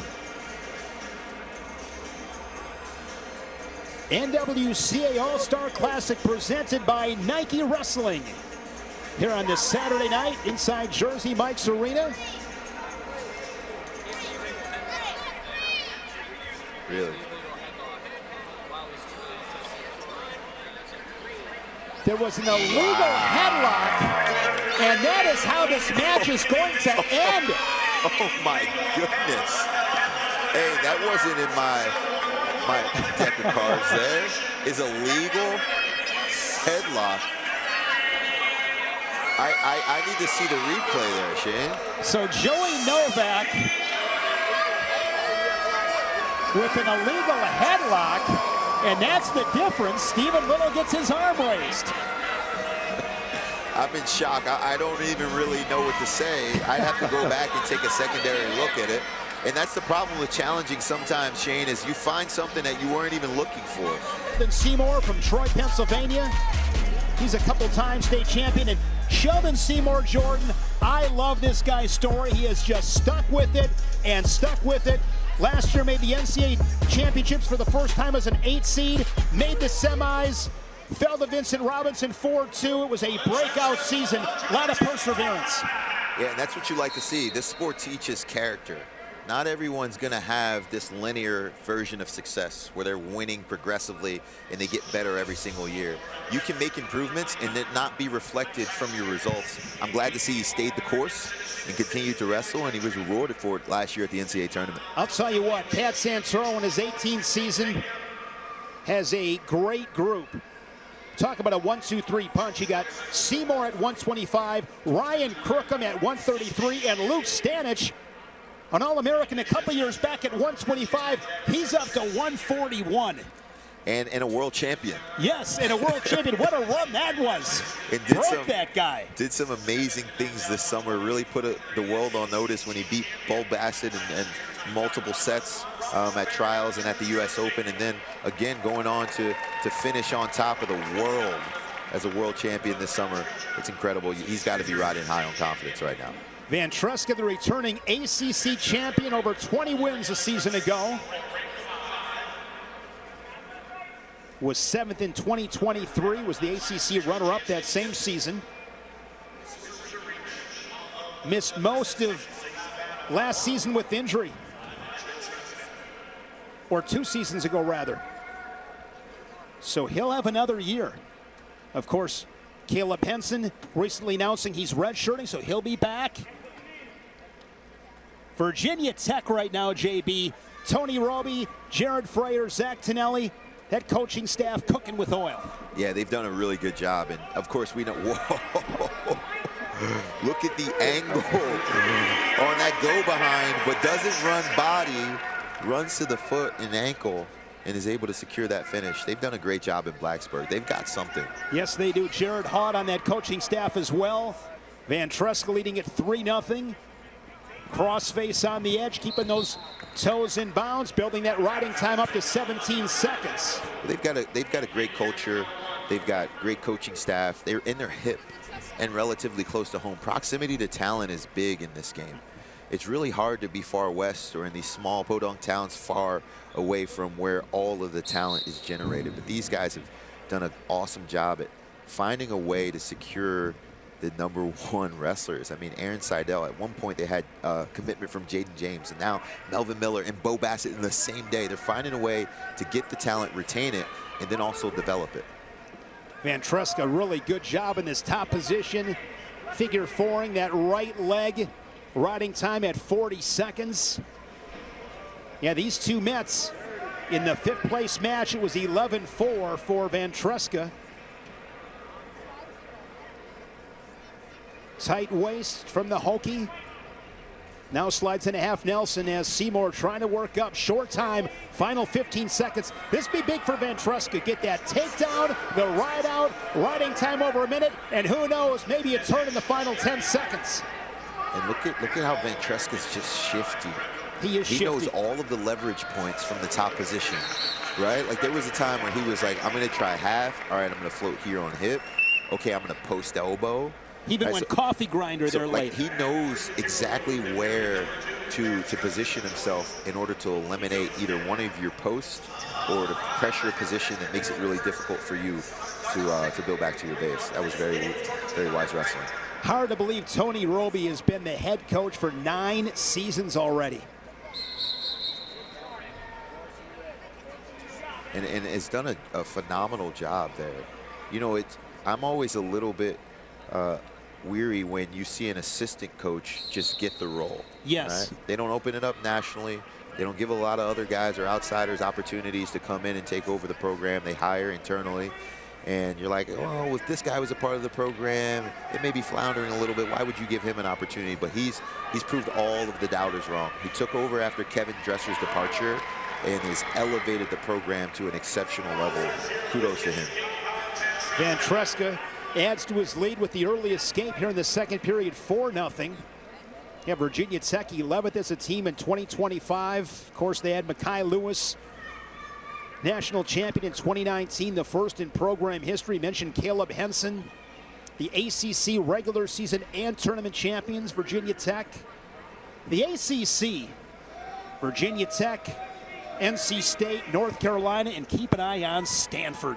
That is a loaded team in Palo Alto with Chris Ayers. Yeah, they're doing a really good job there. They've got some extraordinary wrestlers on their teams, from Provo to Cardenas. They're really doing a good job. Hunter Garvin, a guy who we'll see later tonight. Yes. They've got a really solid squad. Keith Gavin, solid job at Pitts. Believe they beat Navy today in a dual meet. Believe I heard that earlier. 45 seconds. What do you miss most about this? College wrestling. I miss the team atmosphere. That was one of the coolest parts of this thing, is we were really connected. We had class together. We'd go out and hang out and party and have a good time together on the weekends. And we trained and we bled and we cried together as we were away from home, away from our families, and we became men unified in this brotherhood. And so when you got a chance to wear the logo on your singlet, it just meant a lot more than representing yourself. It was bigger than you. And so that's what I miss most. When you represent Team USA, it's awesome, phenomenal. But there's a bunch of individuals that just kind of operate collectively for a very short period of time. For that 2-week window that you're at training camp in the summer and then at the World Championships or Olympic Games in August and September is the only time you really feel like a team. And then you go back to your compartment at your RTC and you try to figure out a way to do it again next year. I'd really miss the team atmosphere of being a college wrestler. We start neutral here in this third period. Collar tie there from Ventresca. Look at this weight class, 125. Vincent Robinson is back, the reigning national champion. Troy Spratley was a finalist. Oklahoma State, he's ranked number 2. Luke Lillidahl. What a run. Luke Lillidahl wins another world title. I mean, he's had more world titles than I've had haircuts in the last several years. Lightning Luke. I tell you what, so at his fast. age, I had 0 world titles. And he's got a few of them. You know, he's one of those guys that didn't have his best performance at the NCAA tournament last year, but I think if you ask anyone who knows wrestling who the favorite is at that weight class, even with the returning NCAA champion of Vincent Robinson at NC State, I think a lot of people would likely choose Luke Lillidahl. And if I remember right, Lillidahl came back and took 3rd place. And that will draw a stalemate.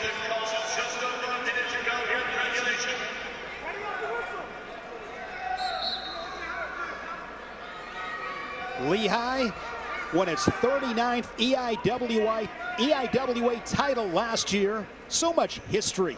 That is a great place. That is a fun place. One of the best wrestling rooms you'll ever see. There's nothing like competing in Grace Hall. It is cool. It's so cool. The fans are on top of you. You know, being in the snake pit, right? snake pit. Yes. That's right. That's exactly right. There's just so much tradition there. And they've been doing a really good job of recruiting guys lately. Keanu Dillard, Cam Sance. You know, they've done a phenomenal job of getting the right guys to be a part of their program. People are really starting to believe in the Mountain Hawks once again. And when Lehigh's good, it's good for wrestling. Absolutely. Absolutely. Last national champion, Darian Cruz. Hard to believe that was in 2017. Eddie Ventresca from Virginia Tech will get The 4-0 shutout over Sheldon Seymour of Lehigh. Top 5 ranked matchup. Ventresca better on this night in his native New Jersey.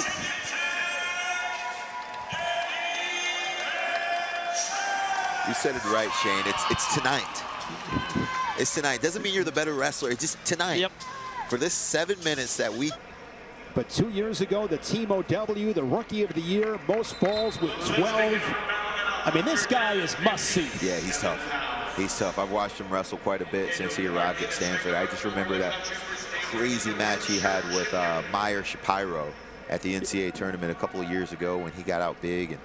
And Meyer Shapiro kind of walked him down a little bit. It was one of those moments. They had concussion protocol, and there was just a whole lot going on. And, he's been one of those guys that they've done a really good job of rebuilding that program out of Stanford. Remember, just a few years ago, those guys were on the chopping block. Yes. At risk of getting cut. 2021. And then Coach Cole comes in, saves the program, stays there for a short period of time. Shane Griffith wins the title. National championship for those guys. In the black singlet in St. Louis. Didn't even want the tree or the logo on his singlet because he wanted to show those guys that, hey, listen, if you want us to compete at a high level, you've got to honor us and support us and give us a squad. And so, it's been cool to see the transition that Coach has made there with Hydley and all of the staff changes that they've had there, how they're still staying steady. Chris Sayers now in his 3rd year in Palo Alto. Did such a great job in his 17 seasons at Princeton. 4-time Ivy League Coach of the Year at Princeton. Last season, Stanford 18th at the championships, 8 qualifiers. There's a shot from Waters on a single leg, head of the inside. How do you finish this? How do you improve? There's a few ways here. You can come back door, but notice how there he goes, comes back door. Now he needs to look to sit him, but he's got to walk his hips back toward the head. All right, so he's just kind of trying to pop his head here. He needs to start to try to circle his feet back to the head. And Cardenas is just so strong. Look at the leg curl, making it difficult. He's got the ankle here. Waters finding a way. He's got a low leg cradle. Oh. And now Cardenas looks like he's got the advantage position. Whizzer from Waters. Now Cardenas needs to take his left hand, there you go, and come over top of the leg here. He's got to punch ceiling and try to run down this backside. Both of these guys wrestling really well, showing their scrambling chops here. 35 seconds left. Cardenas had that single leg Sheldon. Look at that slickness from Waters. That's great wrestling. Fans love it. That's great wrestling, Shane. See, it doesn't matter how many points are being scored. You just want to see attempts. You want to see courage. You want to see guys go out there and try to make something happen. Both these guys started as true freshmen.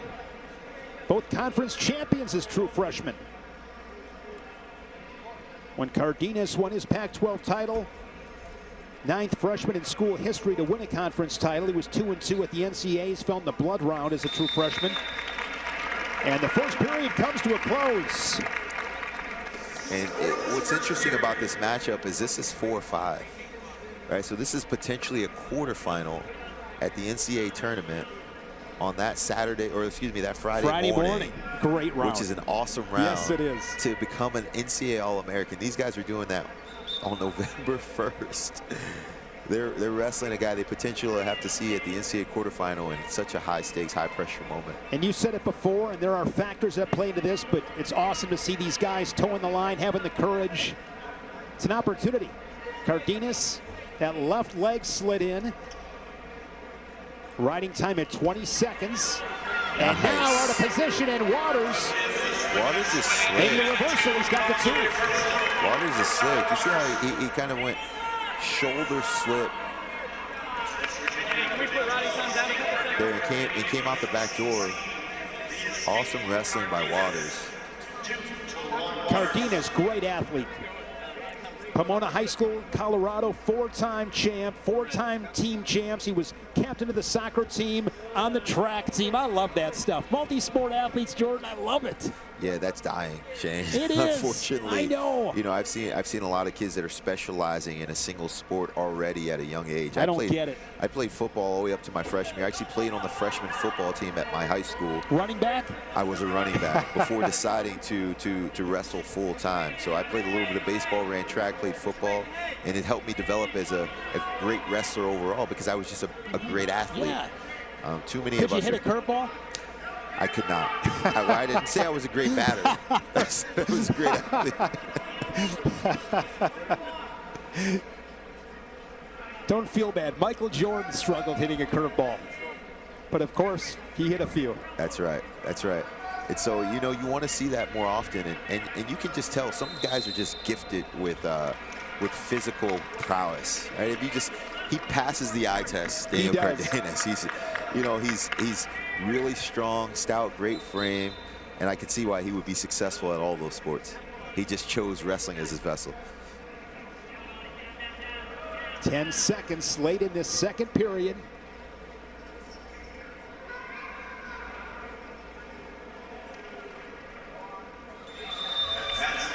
And Waters with that reversal, the 2-1 lead.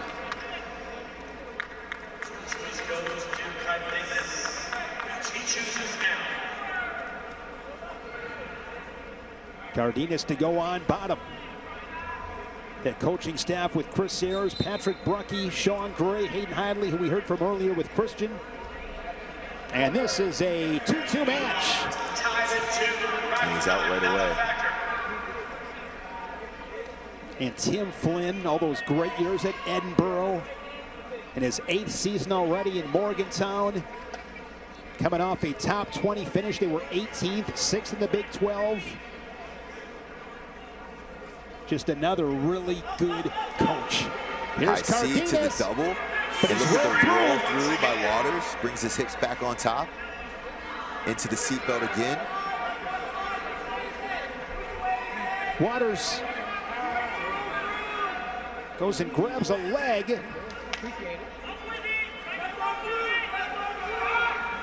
No points yet. Great wrestling right now. Waters has got the reverse lock. He's got to hold on to this thing. And Cardenas is going to try to leg curl and sit. He's behind both arms right now. Looks like he's got control. He's got a leg in on that left side. And a 2-on-1 on the right side. Now, if we started from the neutral position,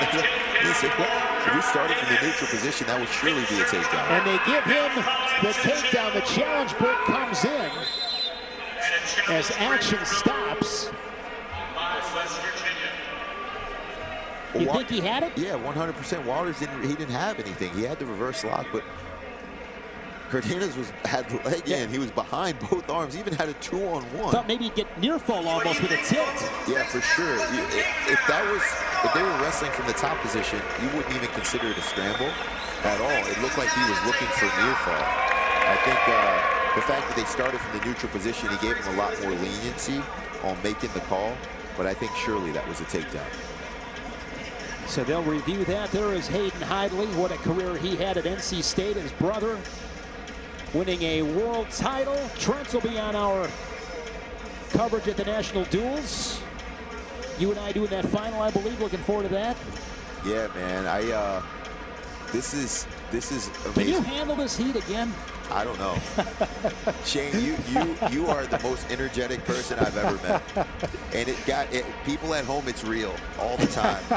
He's always on all the time. We love it. You bring a particular amount of energy to the sport that it needs, and people respect you for Well, I it. appreciate that, Jordan. It means a lot coming from you. And I always tell people, how can you not love this? I mean, I'm sitting mad side at the NWC All-Star Classic live on Flow, sitting next to you.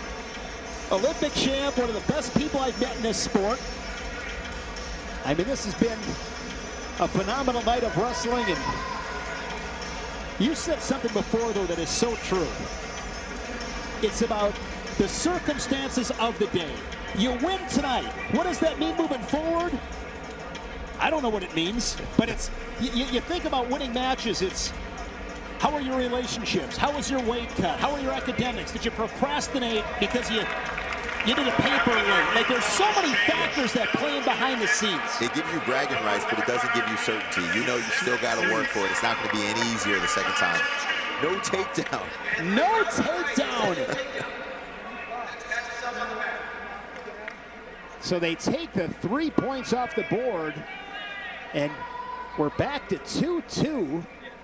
Final 37 seconds here in regulation. We saw one overtime match already. That was ended on an illegal headlock. Stephen Little over Joey Novak at 197.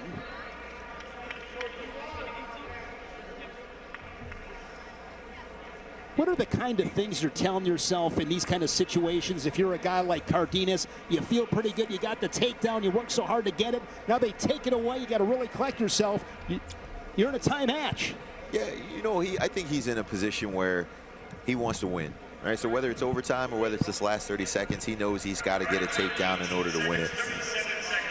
We've seen one overtime already decided tonight by an illegal headlock. But if you're Waters, you're very much alive. You get a second opportunity to go out and try to win this thing. You're going to be a little bit more wise this time. Shot here from Waters. Digging his shoe tops in, trying to keep from getting crunched. Look, backdoor again. It takes him straight over top. He's got to find a way to pop his head. 5 seconds left. Cardenas will hang out of the ankles, and this one is headed to set of victory.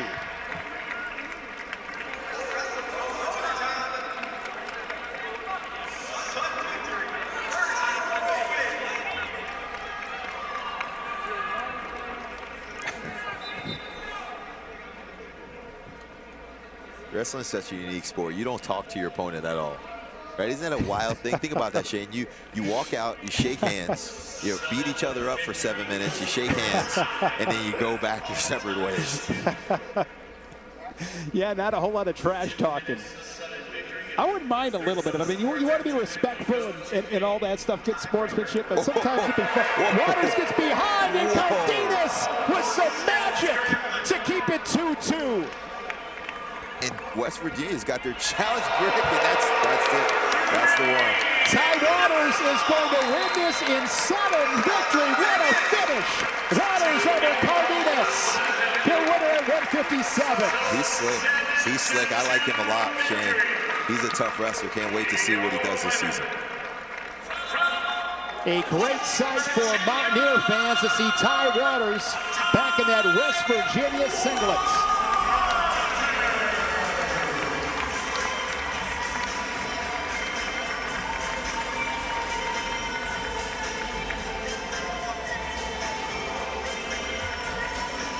Just throws a whole lot out there, and I love watching him compete. He's the returning ACC champion at 165, now a two-time All-American, 6th at the NCAAs in both 24 and 25, the 7th multiple-time All-American in program history at Stanford. Max Brignola from Fairhaven, New Jersey. About 35 miles southeast of Piscataway, went to Rumson Fairhaven High School. 4-time qualifier, 2-time placer. Up to 165, Jordan. This is his 3rd weight class. Was a national qualifier in 2022 down at 149. You know, it's beautiful to see these guys still continue to grow. I think oftentimes in high school, it's rare that you ever wrestle the same weight class 2 years in a row. But when you get to college, a lot of these guys are late bloomers. They're still developing and growing, but now they've got to fit into a lineup with a lot more competitive teammates. So it's good to see a guy who can go up, and not only that, but still find success. Brignola redshirted last season. He was 22-0 in open tournaments. I believe Gardner Webb is wrestling here tomorrow. His brother Tyler wrestles for Gardner Webb as Garvin working at 2-on-1. Brignola top 3 on a couple of occasions at the EIWA championships. Out of bounds. Yes, Shane, I wanted to make a correction earlier today. You know, the great thing about people watching at home on the broadcast, we were talking about Stanford wrestling, which is appropriate because Hunter's up, but talk about who led the charge for the return of the program, the resurgence of the program. And it was initially Jason Borelli, who you remember was the head coach there for a long time. Yes. Now head coach at American. But Rob Cole came shortly afterwards, and Borelli was one of the individuals who led the ship to get those guys reinstated as a program, and now they find themselves back in a good place. Yeah, he's been a great coach. His father, of course, a legend at Central Michigan, Tom Borelli. Great leaders in the sport. No score, 120 in the first period.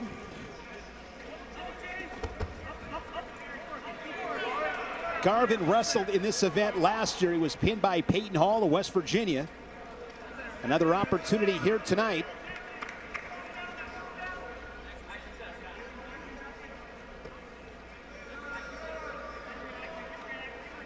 Inside of a minute, still no score. Garvin posting on the right shoulder.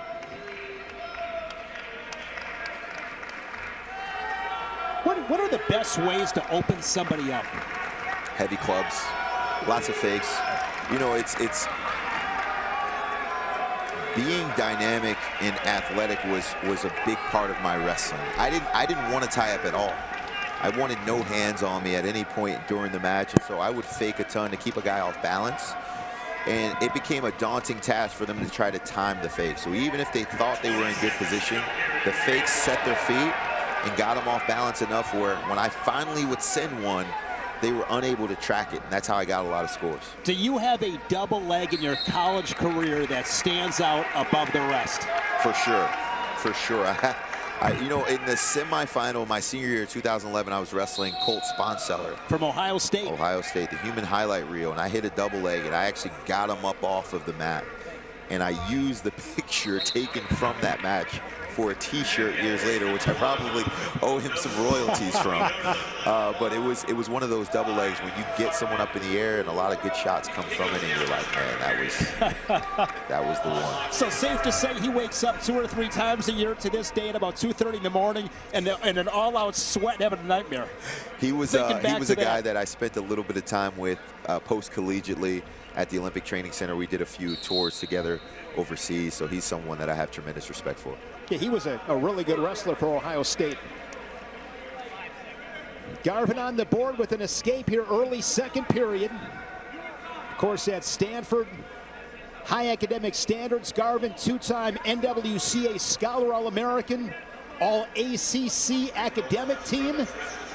That's what makes it so impressive to me, JB. I mean, getting it done on the mat in the classroom at Stanford. Talk about excellence. Yeah, Stanford's a unique program because they have the prestige of an Ivy League, but they can offer scholarships. And, oh, by the way, it's in California, which who wouldn't love to be in the summer sun on such a beautiful campus like it is in Palo Alto? You know, when Chris Ayers left Princeton, you know, it almost looked like a lateral move. You're like, well, why would you leave Princeton to go to Stanford? But I imagine that it's a lot easier to recruit athletes to Stanford than it was at Princeton. And he was able to offer them money in this NIL portal-led and driven field. That's a takedown. No takedown yet. And now I think Cardenas is on the wood off the mat.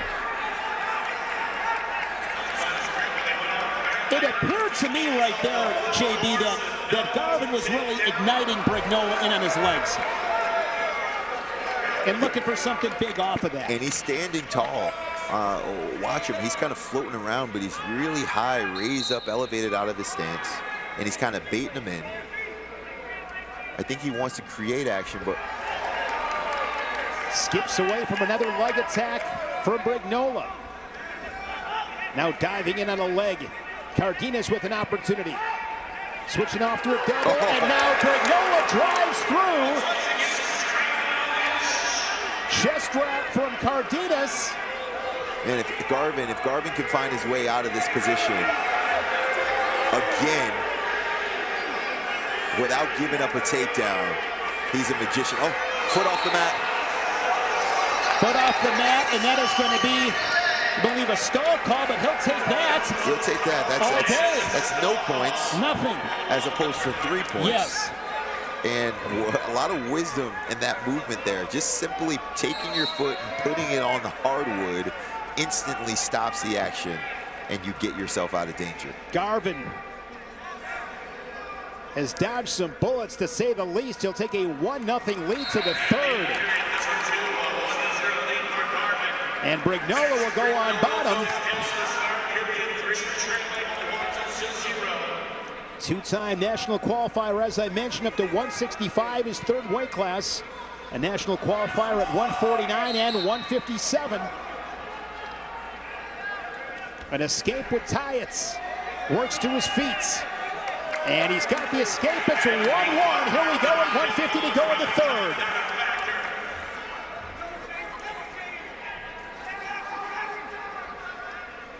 And Brignola's got a couple of options here, right? You can go get the takedown, or you pepper him and continue to wear him out. And he's also got a single stalling call.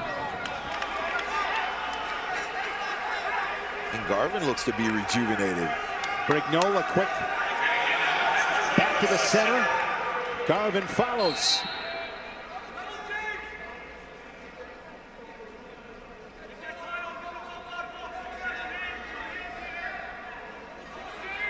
Some big matches upcoming. Main event tonight, Jesse Mendez and Anthony Echemendia.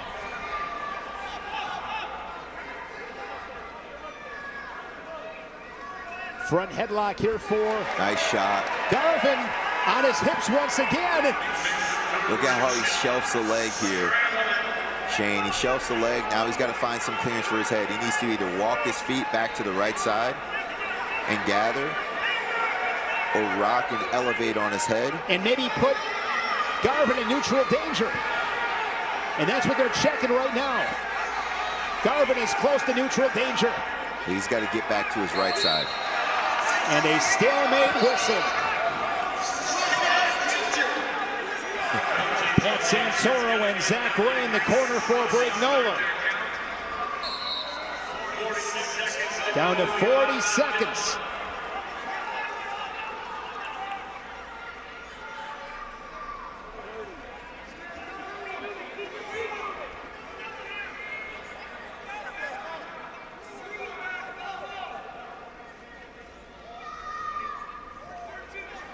Hand fight, there's a half shot counter here from Garvin, and Garvin has a cradle locked up, and that's going to be a stall call on Brignola. So now, Jordan, both guys in with a stall call. We're down to 13 seconds. And if you're Brignola, you've got to be smarter than that. You can't take a half shot to create action. That's going to put you in danger. Shoot to finish. That almost cost them the match. Slick shot here from Garvin, and Garvin is going to drive through and get the takedown, and he will get the 4-1 win. Scored that with about 5 seconds left, and there's your match. Yeah, Brignola had a couple of chances. He had a few opportunities throughout the match, but it looked like late he lost his momentum. Took a couple of sequences off, took a couple of errant and bad shots, and let Garvin get back into the match, rebuild his confidence, and he was able to close it out. He went earlier in the first of the 10 Division I matchups. His first match unofficially, but in an Oklahoma State singlet. And now we're going to see Zach Ryder. He hasn't really made it. This is his debut. We haven't seen him. He's 19. He's only a freshman. I don't know if there's ever been a freshman in the All-Star match. You got to do something first before you arrive here. But he's one of those guys that when it's his time to shine, he is going to prove himself steady and ready. I got a chance to spend some time with him. It was unfortunate the way things transpired at Penn State. Imagine this. You're in position and you believe you're going to be the guy. You're just waiting your turn. You're on a national championship team surrounded by great wrestlers and champions. And Rocco Welch decides to transfer him. At your weight class, the national finalist who was redshirting that season, and he's looking around like, well, what am I doing here? And finds a new home for himself with David Taylor down in Stillwater. And he's been a guy that we've been looking forward to watching for a very long time. I think it's going to be really exciting to see what he can do this season and for the next 4 or 5 years. Zach Ryder, a 4-time New York State champion, didn't wrestle as a senior. Instead, trained with David Taylor, who at that time had the M2 Training Center. Yeah, and so he, you know, he followed his coach, right? And there's allegiances to colleges, and then there's allegiances to coaches, and that's been really cool to see. You know, David Taylor was one of those guys. He was committed to Iowa State. And then Kale decided to leave to Penn State, and he's like, wherever you go, I'm going. I'm following you because of your championship pedigree and your ability to take me to where you've already been. And that's a great thing. Jackson Smith, 6th last March in Philly at 184. Team best in wins with 24. And using that underhook out of bounds. Hey, there's a lot of orange and black in the stands right now. I don't know if you can see this, Shane, but this looks like an Oklahoma State dual meet. This isn't Gallagher High, but there's so much orange here. But Zach Ryder, a PA wrestler, and a lot of his family is excited to see him in the orange and black, and they want to see him compete back here on the East Coast. No score, 110, first period. Jackson Smith, a 3-time national qualifier at Maryland. Got an opportunity here, a lot of pressure on that left knee, potentially dangerous, whistled. Zach Ryder works back to his feet. I don't like the trick knee defense, especially when someone's going in the opposite direction against the grain. I've seen a lot of pops and tears from that position. Glad here we go. Zach Ryder looking for a big toss. That's a takedown. And he gets the takedown. Ryder leads at 3-0. He reminds me of a young Lenny Pinto. He comes out throwing a house at him. Nice little lat whip. Ryder, a lot of freestyle success at the age levels. 2024 U20 World Silver Medalist. A lot of talent. He leads it 3-0 with that takedown, 47 seconds here in this first period. See how committed he is to the top position. Quick stand up there from Jackson Smith, peels hands and gets that quick escape. He's on the board. Stand up. Yes, it was. He's up in less than a second. Jackson Smith, man, he's got the size advantage here. He looks like more of a man. Physically developed. He's been an NCAA All-American. Wrestling at a great program like Maryland with Coach Alex Clemson. He's one of those guys that there's sometimes when you go into a match, Shane, where you just throw technique and skill to the wind and just say, I'm more experienced, I'm bigger, I'm stronger, I've been here longer, I'm going to get this victory. And remember, Jackson Smith spent his first 3 seasons up at 197 before dropping to 184.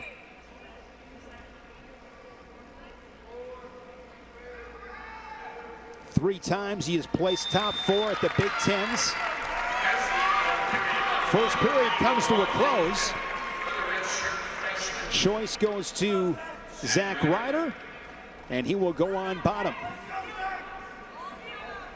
Were you a guy, Jordan? Well, you said it before. You go on bottom. You don't defer. You go into whatever position you can score points. Yes, but I didn't always choose bottom. Okay. I'm going to be completely honest with you, Shane. There were some times where I remember vividly that there were guys that I did not want to go underneath of. Whoa, look at that. Another takedown for Zach Ryder, and he is up 7-1. I guess my point, Jordan, was more not about the choice of top, bottom, or neutral, but I'm just not a big defer guy. But then you see some guys, they'll bait you. They'll defer, they really want you to go down. You go down, I'm going to turn you a couple times. Not my choice in the third, I'm going to go back on top and turn you again. So there's some strategy there. You know what? There was one year specifically where I was wrestling a guy who was really good on top. I did not want to go down. And so instead of choosing down, I deferred. Well, instead of him choosing top, he chose down. Well, I was happy to cut him because I knew I could take him down. And so he chose down. I'm like, whoa, this is great. I'm going to cut him right away. I took him down 3 times in the second period, and then the third, with a sizable lead, I didn't even have to go down. I just chose neutral. And so it ended up coming back to bite him, and it worked out for me. Match tactics and match strategy at this level are critical. You got to put yourself in the best positions.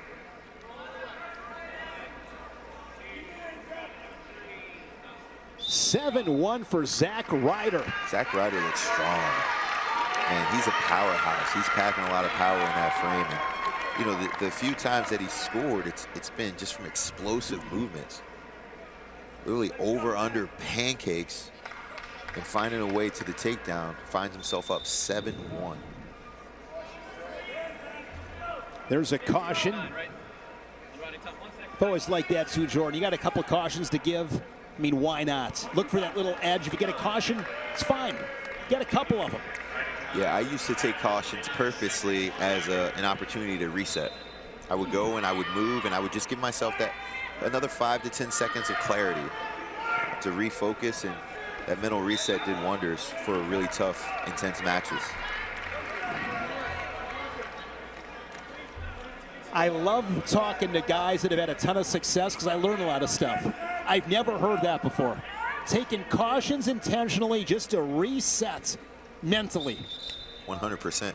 And sometimes, Shane, sometimes you would try to lure him into getting a caution, right? So he get on top, I would like move. I'd act like he was extremely heavy, or he tried to chop too soon, or I'd point out his hand's on the tight waist already, it's not on my belly button.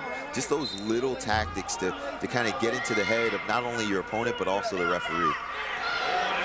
One escape for Jackson Smith, and wasting no time like a dog on a bone. Ryder hunting down another takedown, has a single leg on the edge. Inside of the middle, trying to create some space. And look, he gives him no space. Look how he cuts him off. Cuts him off. Wise. Oh. And I think he just said, come on. Let's go. Bring it back inside. We'll do our wrestling right here in the circle. Yeah, he is physical. Both these guys, you see, just heavy with the hands, the underhooks.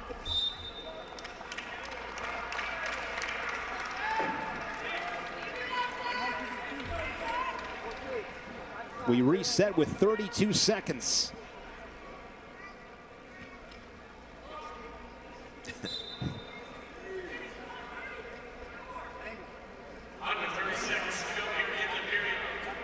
Inside a half a minute. You can hear Coach Taylor yelling, one more, one more. Not only you secure the major, but you set the tone going into the third period. You know, 15 seconds left is a good time to sprint, go get one. You get a little bit of a refresh and a restart between periods.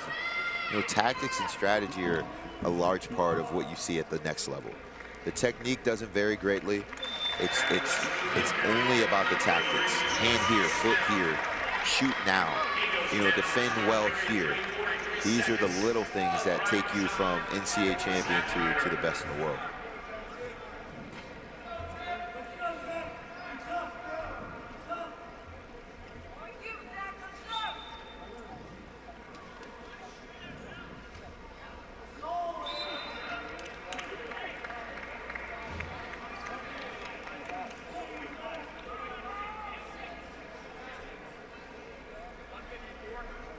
And right now, talk about the good texting. Got a text from Alex Marinelli, former Iowa greats.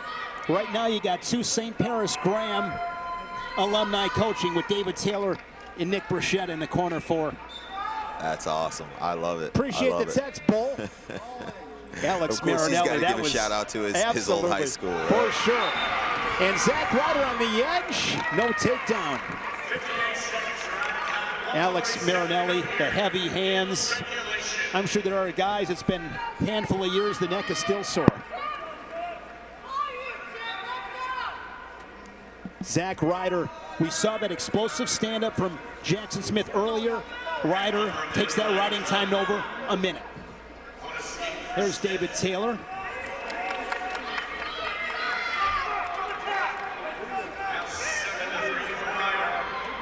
Whizzer from Jackson Smith. And they are out of bounds. David Taylor and Jimmy Kennedy, his brother-in-law.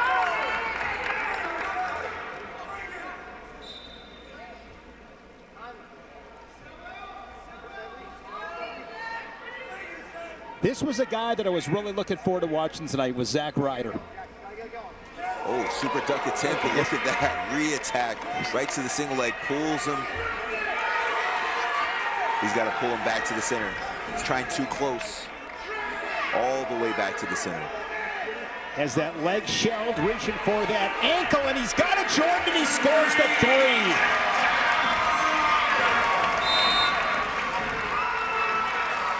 That is third takedown?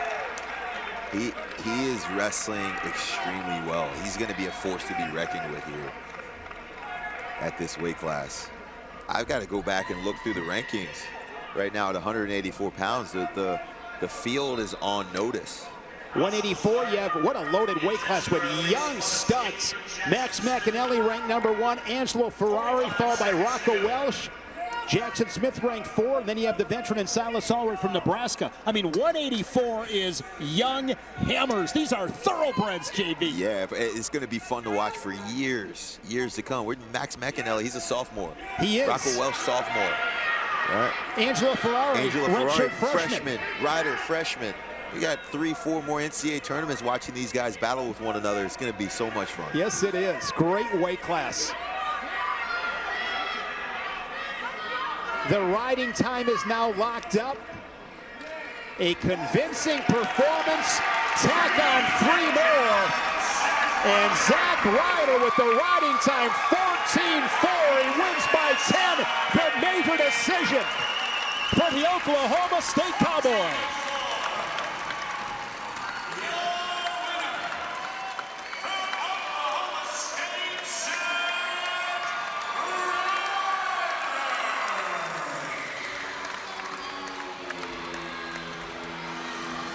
Cuba, the 3-time NCAA qualifier, only wrestled in 2 matches last season.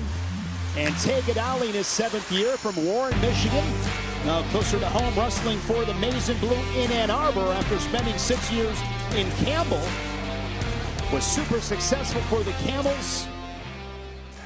3-time SoCon champion. An All-American for Scotty Sentis. Now TJ Dudley, former Cornhusker, the head coach at Bowie's Creek. That's right. And doing a great job down there, taking over. You know, this match is a great matchup. I think these two have been around for a while. You know, with Tate finding recent success at Campbell before transferring, but Younger's been one of those guys. He's been right there. He's been a showstopper, beating some high-level opponents, but he just is in a weight class that's been surrounded by exceptional wrestlers, from Wyatt Hendrickson to Greg Kirkfleet to Mason Paris, to Gable Steveson, right? Like all of these wrestlers, he's just been behind. But now it looks like the weight class has cleared out a little bit, and he's got an opportunity to go and take charge. And if you remember, in 2024, he was 26-0, hitting into the national quarterfinals. And Lucas Davison hit a takedown late to beat him, and then he got beat by Yaroslav Slavakovsky and failed to make the podium. He was so close, literally probably a second and a half away from being in the semifinals, and who knows how his tournament would have ended. The hardest thing about wrestling, Shane, is in other sports, let's say the World Series, right? We're watching the Blue Jays and the Dodgers in the World Series. Game 7 going on right now. And you get a day. Though you get a day, you lose, you fly back on your private jet, you're in a new city, you get to go have a great dinner, recap with your coaches, review, and go back and make some adjustments. In wrestling, you've got to come back the same day, sometimes as soon as an hour later, to come back and compete after a loss. That's really difficult to do mentally, to get back in a good place, ready to compete. Bastida's so good on his feet. 2 years ago, scored 102 takedowns, only gave up 6. Third season at heavyweight, he was at 197 for his first 3 years. He was an All-American as a redshirt freshman when he was 5th place down at 197.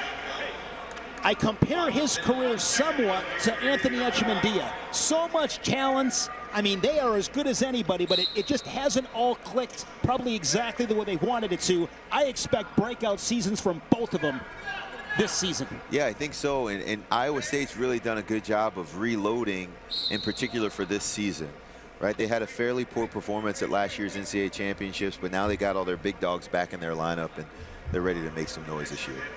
When I say breakout seasons, more specifically getting on the podium, placing high. Derek St. John in the corner for Bastida. Kevin Dresser here as well, now in his 9th season in Ames, his 20th season overall. He was at Virginia Tech, as we talked about earlier. They were 4th in 2024. They won the Big 12 in 2024. A little bit of a setback last season, but battled some injuries, Bastida being one of those guys. But they have a really solid team, really solid team. Bastida, a Big 12 champion in 2024. He's placed 3 times at that tournament. There's Olympic champion Kevin Jackson. Looks like his headgear is broken. Bastida's strap harness broke on his headgear. They had to run and get him an additional headgear. We'll see if he can fit it. You look at that Iowa State coaching staff with Kevin Dresser, Derek St. John, Brent Metcalf. I mean, those are all Iowa national champs. I can't wait. You want to talk about a great match? Iowa State, Iowa this year in Ames, end of November. That'll be a good one. You know what? And I'll be there likely. You know what's one of the things is that I've seen is coaching trees are extensive for really 2 guys in particular. One of them is Dan Gable, and the other is John Smith. Yes. Right. Those guys have head coaches all over the country. Too many to count who have been influenced. You mentioned Tony Ersland earlier. He wrestled University of Iowa. At Iowa. Right. There's so many guys. Tom Ryan, Tony Ersland, Kevin Dresser, Doug Schwab. There's so many guys that have been affected by, you know, the leadership of that Iowa program. And then Oklahoma, the same thing. You know, you've got Neil Erisman and David Taylor, Pat Popolizio, and Mark Branch, Chris Pendleton. Just an insane number of guys who have been influenced by the level of coaching. You know, they say great leaders don't make followers, they make other great leaders. And so, you know, when you build guys up, it's tough because you want to keep them. They're helping your program grow, and you want to keep them in-house, but it's a good problem to have when you've built guys up to such a level that they become coveted by other programs. And probably going to start seeing that more with Penn State. That's right. And Cale is a wizard. He's a mastermind of making people believe in the program, and they stay some a lot longer than they probably should. But he does a really good job at convincing people that it's bigger than themselves, and they've kept a ton of talent inside of the room. And it looks like David was really the first chip to fall and say, you know what, I'm going to go out there and venture and try to see what else is out there for me. And I think that we'll likely see a little bit more of that moving forward. But man, he's done a great job in building guys who have great reputations and who are going to go on and coach great programs. All right, back at it, 49 seconds here in the first period. A lot of hand fighting here in this opening frame. Bastida, 2019 Junior World Silver. He was U23 World Bronze that same year as well. Short time inside of 30 seconds. Gadali over 100 wins in his career. Was 8th place in 2024 with a 36-6 record. Second All-American in program history for the Camels. Bastida heavy on the head of Gadali. You look at the transfer portal, Jordan. Michigan at heavyweight. They had Mason Paris, of course, and then they bring in Lucas Davison from Northwestern, makes the national final. Yep. Was it Heinzelman last year? A really good season for him, coming from Oklahoma. Now you bring in Tay Gadali from Campbell, an All-American. Yeah, they've done a great job in the transfer portal. Really, they were one of the teams that started this whole thing, right? They were the first team. They brought in Shane Griffith, right? They brought in all of these guys. And I can't remember what year they brought in Nick Sirianno. Right, they Lachlan bring in McNeil. We saw him earlier tonight. McNeil. They bring in, you know, DiAugustino and all of these guys into their program, and they do a phenomenal job of helping those guys find success there. But it's been unique to kind of see the way this thing has gone for the Michigan program, because we know that they can go and recruit talent, but we also know they can develop the talent that they have in the room. Sean Bourmet, one of the best coaches in the country. Job he has done since taking over for the Silver Fox, Coach McFarland. A great year in 2022 when they won the Big Tens and had a trophy in Detroit. Bastida leading it 1-0. And everyone's journey is so different to being head coach. All right, like you think about Sean Bourmet, I remember when I was coming up, there was a time where he was the head coach at the Overtime Wrestling School. That was one of the OG wrestling schools. And then he goes from there to assistant at Michigan and now the head coach. And then you look at a guy like Kevin Dresser, who was the head coach at Christiansburg High School. Down Scott in Virginia. Goodale was a high school coach, I believe. At Jackson, right here in New Jersey. And so everyone has and then a guy like David Taylor who has no coaching experience at all, but an extraordinary icon and wrestler in his own right in the sport. It's unique to see everyone's pathway to head coaching, but all of them proven performers, and all of these guys are proving that they can be really great coaches as well. Bastida leading it. Look at that level change from the Cyclone. Bastida trying to make the turn. Godali's got to be careful with that neutral danger. And Bastida inside of 10 seconds looking for the takedown. And they are going to say potentially dangerous. Yeah, he had that leg locked out. Give him a little kick.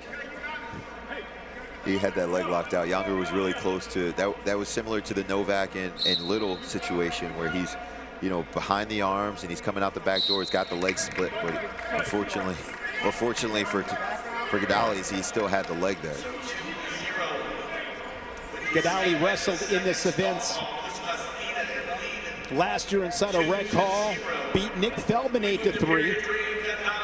Looking at heavyweight, AJ Ferrari ranked #1, Isaac Trumbull 2nd, Younger 3rd, Godali 4th, and Ben Keeler of Iowa added some weight.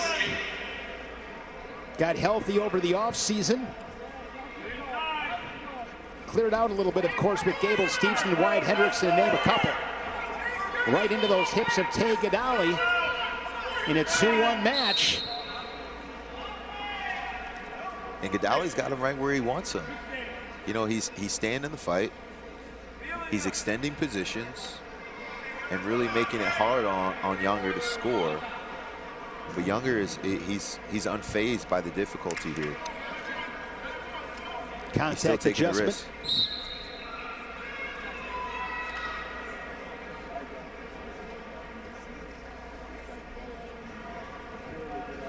Yeah, Michigan, you look at that team, Dylan Ragusin, I believe, bumping up to 41.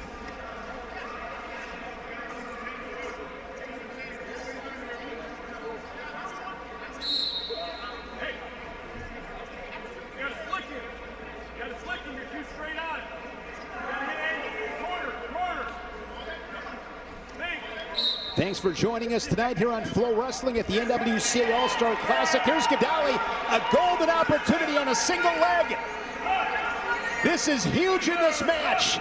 Looking to finish back trip, and now Bastida. Wow. Some wizardry for the Cyclone as he's able to score and make it 5-1. Way to keep wrestling. That's the name of the game. He extended the scramble, went from leg up on Godali's hip, brings him down to the mat, stuffs head, and then back spins for the takedown. And now he's got him in a really good position. He's got him on the edge. Godali's got to be wise here and get a fresh start. Yeah, you got to find a way out. Keeps that left toe inside the cylinder as long as he can. I mean, Bastida is just a stud. and the match isn't over here yet, Shane. If you get an escape, you're down 5-2, 3-point takedown. First, get the quick escape, and then you need a takedown. He needs an escape, which he already has proven. He's got one of already this match. He's proven he can get out from bottom. Caution on Bastida. Coming up, Lucas Bird and Dylan Shawver. Then our main event, Jesse Mendez and another Cyclone and Anthony Echemendia. You're right, still plenty of time, 57 seconds. If you are Gadali, you're thinking, got to get that quick escape. And you got to have some confidence with your leg attacks. You're super close to finishing a single leg. So you know you can get there. Here's a challenge break from the Michigan corner as action will stop.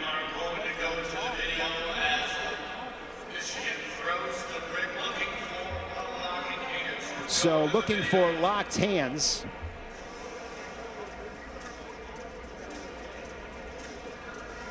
You look at the staff too at Michigan, Jordan. You got Kevin Jackson, head coaching experience. Coach Bulliard, I believe he was the head coach at, was it Eastern Michigan? Yep, Eastern Michigan, that's right.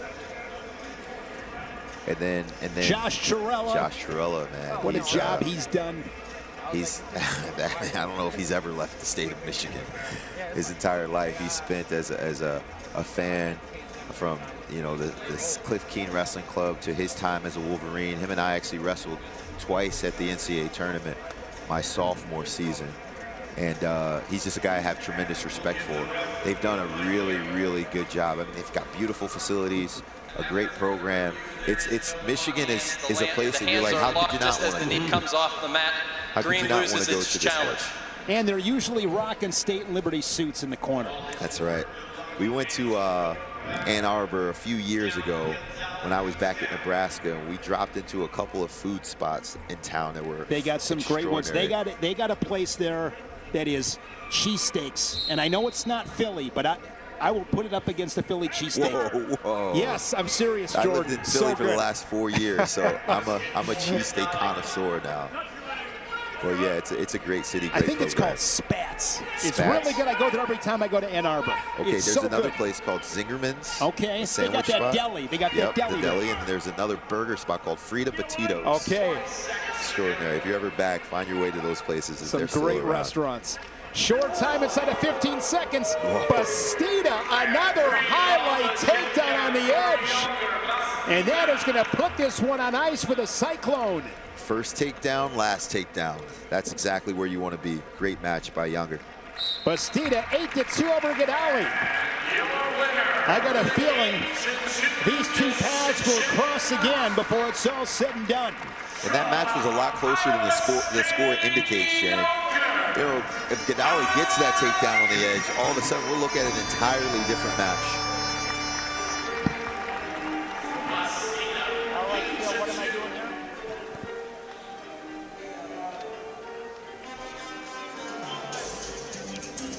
I'm waiting for Dylan Shawver is proven performer. Man, both of these guys are seniors, but you know, compete at a high level. 2 Big Ten champions, you get an NCAA champion, and Lucas Bird, and it's really the first time we get our eyes on him. You want to see if he's as hungry this year after achieving the ultimate goal as he was last year before it. Couple of Ohio preps. Shawver from Lorain, Ohio, 3-time placer at Elyria High School. Lucas Bird wrestled Cincinnati, LaSalle. These two wrestled last year. It was 6-5 mid-January. I believe that was right here in this arena. It was a riding time point for Lucas Bird. Shawver, the Big Ten champion in 2024, beat Dylan Rangeson. And Lucas Bird pinned Drake Ayala in the Big Ten final. Ayala beat him earlier in the year inside Carver Hawkeye. And then, of course, Bird beats him in the national final. 133 is stacked, stacked, and stacked. Remember, you asked me, Shane, earlier tonight, what's my favorite setup? And I mentioned fake. Watch what Lucas Bird is doing with his right hand. His right hand's just swiping at the knee, right? So no intent on shooting, but it's just keeping Shawver at bay. It's keeping him uneasy.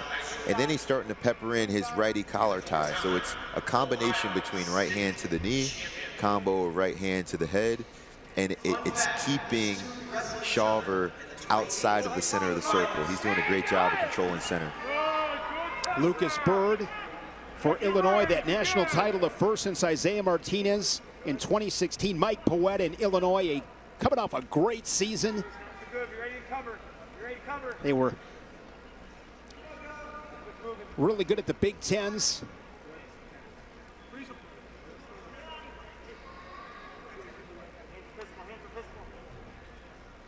No score, 1:15 remaining here in this first period. Shawver last season lost in the blood round as a 10 seed. That was after a 6th place finish at last year's Big Tens inside Welsh Ryan Arena in Illinois.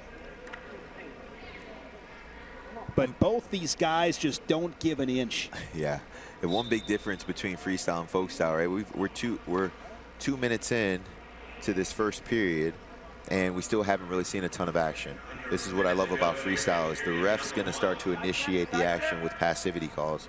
I would love to see something similar to that in folk style, where you say, okay, there's no way that we should be making a 3-minute period 0-0 for these two guys. We have to encourage some sort of action, even if we have to penalize a guy and reward someone else for being the aggressor.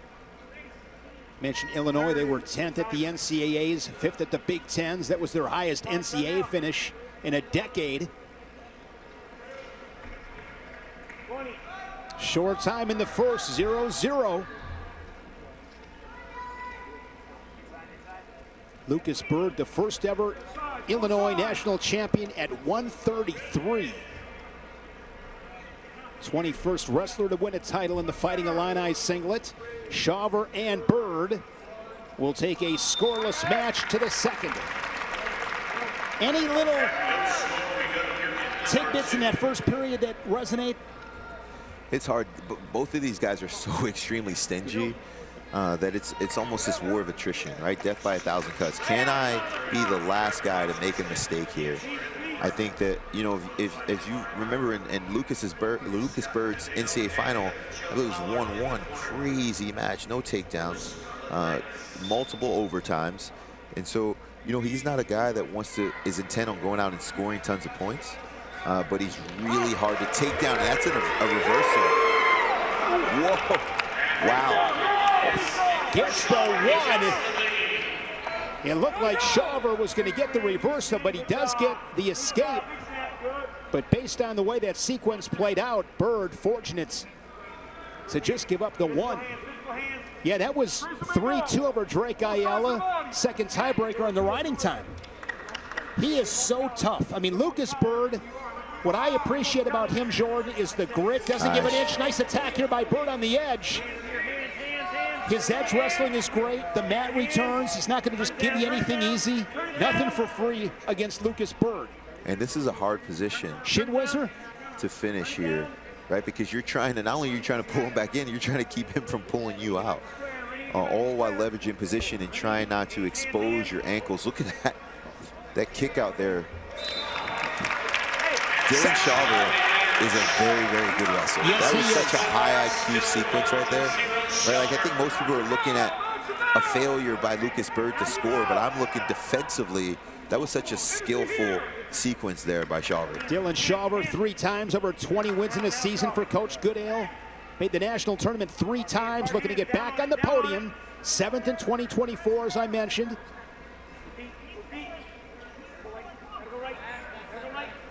Yeah, this weight class at 133 is just loaded with talent. Lucas Bird ranked #1. Ryan Crookham back in the mix after missing last season due to injury. Drake Ayala, 2-time national finalist. Zan Fugit of Wisconsin, an All-American, down from 141. Then Jacob Van D of Nebraska, ranked 5th. I mean, this is the big leagues, Jordan. Yeah, this is a great weight class. And you know, it's so funny because you always feel like wrestling is improving and evolving, and there's been so many great wrestlers that have left this weight class. RBY, Mikhail McGee, Vito Arujau, Dayton Fix. Dayton Fix. You know, and so when you see these guys, you're like, man, they're so lucky that these guys Seth have left. Gross not too long ago, Austin DeSanto, Nick Suriano. There's always a re-up. There's always another stable of athletes that are coming through that are equally as talented and hungry for their opportunity to stand on top. And that's what makes it so incredible to win a national title, so incredible to get on that podium, to make the national tournament. We are 1-1, each guy with a quick escape.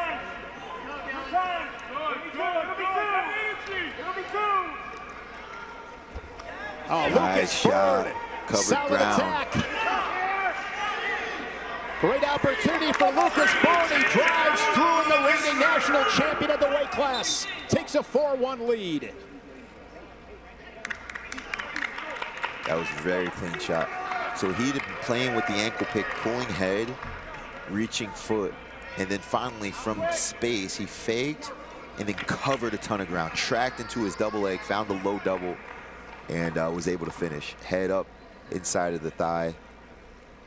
Great offense. I think he wants to fight, right, Lucas Bird? I do believe so. That's what I hear that a lot from him. He's mentioned that MMA is in his future. You know, it's unique because you see someone so talented. There's very few guys that leave as a multiple-time NCAA champion or NCAA champion, period, and then transition right into something else. You typically see them play with the fight game a little bit longer. And look at this. Look at this position. Schaber was looking for something big, and Lucas Bird was able to anticipate that. And it's going to be too near fall for Lucas Bird. I heard you once, JB, when somebody asked you about MMA, you said, I just really don't want to get punched in the face. Lucas Bird is one of those guys. He don't care if he's getting punched in the face. Well, if you lose a wrestling match, you go have dinner with your family. You lose a fight, you go to the hospital. Right? That's a completely different post-match experience. But he's one of those guys. You got to be a little bit crazy to get into that game. You got to have a screw loose, and he's been able to do it with an extreme amount of discipline. Watching him compete, but watching the competitor and how hungry he is, it shows me that he's a guy that I think will transition well into MMA. He's been one of my favorite guys to cover the last 10 years. I just love how he wrestles, just the grit. He's gritty. Whoa.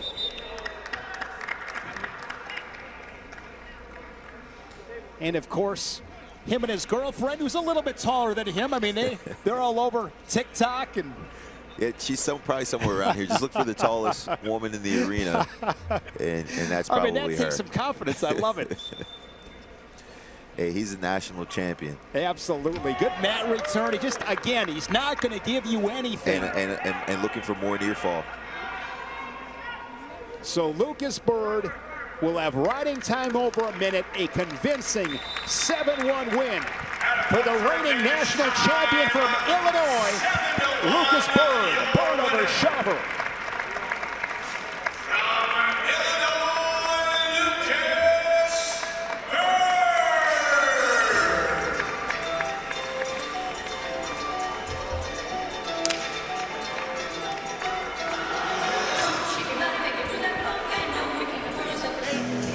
He has been fantastic. Two-time national champion, a three-time All-American. Jordan simply put, this is a dog. Yeah, he's as tough as they come. He's one of those guys, he's just stone-faced throughout the entire thing. Haven't really ever seen him break or rattle. He's been in the craziest positions. He's lost some big-time matchups and some big moments. Lost the Big Ten final last year. And found a way to come back and win the national championship just 2 weeks later. Yeah, last season, kind of a rough stretch. Lost to Bo Bartlett in Columbus on Valentine's Day, then suffered a couple losses at the Big Tens. Lost to Bartlett, lost to Hardy in the semis. But when the lights are the brightest, think back to the national final in 2024. Bo Bartlett was behind him, had a dead to rights, found a way to win that match. And then last year in Philly against Brock Hardy, he's down 5-0 and comes back and wins that match. So he's one of those guys. Jim Gibbons told me once, Jordan, I'd like to get your thoughts on this with Mendez. When the pressure and the chaos rises, he's able to bring his anxiety down. Yeah, it's almost like a sniper loading up a shot, right? They quiet and still their breath, and they make themselves extremely calm because they know the importance of their next move. And he's one of those guys that exemplifies that. Last year, I was guilty of being a prisoner of the moment. Like, man, is Mendez done? He doesn't look as good this year. He's not competing at a high level. He's losing to guys that he typically dominates. And then guess what? When the smoke cleared at the end of the season, he found a way to finish on top again. It's who he is. It's why we love wrestling. Resilience, grit, perseverance through all the obstacles and adversity he's faced. He's become the face of this program. And Ohio State is rebuilding. I believe they're top 5 preseason this year, and they've got a lot of good wrestlers that are vying for spaces alongside Mendez. Yes, they do. Really good team there in Columbus. Yeah, Mendez came back to beat Hardy 12-9, 30 wins for Mendez. And that's rare. That's rare nowadays. Someone was mentioning to me, Carter Sirachi. He didn't have 100 wins in his career, 5-time NCAA champion without 100 wins. In this age, in this era of wrestling, we see a lot of guys that aren't competing as often as we once did. And when I got into college, I was looking at the record books at the University of Nebraska. I see guys 45, almost 50 wins every single season. They're wrestling 50, 60 matches. And now you have guys that are competing at a high level, winning championships, but going into the NCAA tournament 14-0, 16-0. It's just a totally different era. Echemendia back from injury. An All-American for the Cyclones in 2024. He was 5th. And at that tournament, these two met in the semis. Mendez won it 6-4. Echemendia winning the Big 12 championship in 2024. He's from Cuba. It's well documented. Flow Wrestling's done some great stuff on him over the years. Wrestled high school at Sunnyside High School in Tucson, won an Arizona State title. Began his career at Ohio State, but remember, really came out of the scene in 2019. He was a double Fargo champ. He won Greco, and he had never wrestled Greco before. But I mean, you watch him wrestle, he is so explosive. He's been great in Cuba. And he's been around for a long time, Shane. Yes, he has. I was looking at the tail of the tape. Think about this. Echemendia is 26, and he's a junior. Jesse Mendez is 22, and he's a senior. You know, Echemendia has another year eligibility at 26. Because Mendez, I don't believe, redshirted. Mendez is rocked out from the jump, and he's done a really good job of coming in and showing that you're never too young to win. He's one of the few athletes that in their 4th year is still extremely young but able to compete with the best guys in the country regardless of age. Mendez quick escape in the second period, leading at 1-0. Mentioned Echemendia on the freestyle scene. 2-time senior freestyle medalist at Cuba Nationals. Junior and cadet national titles in Cuba as well. Just super explosive. Nice. Here's Mendez, really nice shot. Single leg. Looking to finish on the edge, switches off to a double leg and scores the 3. Huge takedown from Mendez to widen the gap, now up 4-0. And look at him, look at his coaches. He's already going optional start. He knew exactly what he wanted. As soon as he got the takedown, he looked back and threw the optional start to him and said, hey, I want to try again. Mendez beat Bo Bartlett in this event last year 4-1. Mendez began at 133, was 6th in 2023 before winning those 2 titles here at 141. Look at how physical he is. Like, you can hear it. You can hear when he makes connections with his collar ties, you can hear it in a quiet arena. And he follows it up with good fakes right there. And then also, once he gets you biting on his face, then he'll send his attacks and he finishes quickly. Won the Big Ten title 2 years ago. Mendez, Brock Hardy, Luke Stanich ranked 1, 2, 3. Penn, C.J. Composto ranked 4th. And Minnesota's Hurricane Vance Vombauer ranked 5th for the Golden Gophers. Half a minute remaining here in this second period. Mendez with an escape and a takedown.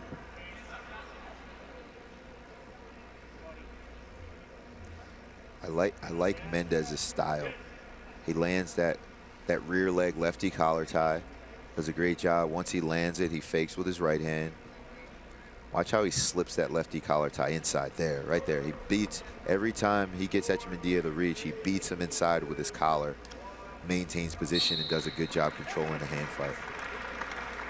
Jay Jaggers and Logan Stieber in the corner for Mendez. So right now, between Jaggers, Stieber, and Mendez, there are 6 multiple-time national champions in Buckeyes history. There's 3 of them. The others, Kyle Snyder with 3, Tommy Rowlands, and Kevin Randleman. I remember Kevin Randleman in the early 90s. That was a man. I remember the blonde hair. Yeah, think about that. Between those 3, there's 8 national championships. 8 of those things. That's crazy. Man, lots of history at Ohio State. Tom Ryan embarking now on his 20th season. You talk about consistency. 7 times in the top 3 under Tom Ryan, 5 times runner-ups. They won it all in 2015. Top 10, 16 times. Tied for 5th last March. They've won 3 Big Ten tournament titles. And you said it before, they are stacked. This is a really good team. Some really good depth. Well, again, that their proximity to talent is exceptional. I mean, you look at the guys in the corner from Ohio. You look at Jesse Mendez close by, Crown Point, Indiana. They're gaining a lot of talent that these guys are coming from close. Nate Tomasello, you know, Bo Jordan, Micah Jordan, all of these guys that were from homegrown talent. Ohio's a great high school wrestling state. Extraordinary talent right in their backyard. You grow up desiring to be a Buckeye. Look at that from Jesse Mendez. Another takedown, 7-2. That was a great takedown for Mendez as he adds to his lead. Now going to go to work on top, slides the boot in right side. He's got riding time over 30 seconds. Able to adjust his hips.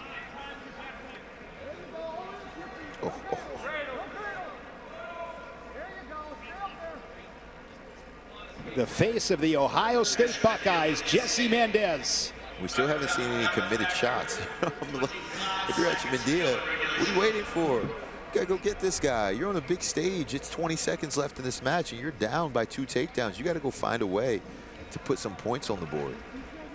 Mendez is just, he's got an answer for everything. Physical with his hands, poised in position. Jesse Mendez, another late attack in the final seconds. Looking to tack on 3 more. Time will expire, but a convincing win. Mendez over Archimendia, 7-3 in tonight's main events. And still, look, no smile. I don't think I've ever seen Jesse Mendez smile. He's not happy, he's satisfied. He's satisfied. Job well done. He expects it. He expects it. Brent Metcalf said it best. He said, if I celebrate after beating you, it makes it look like I'm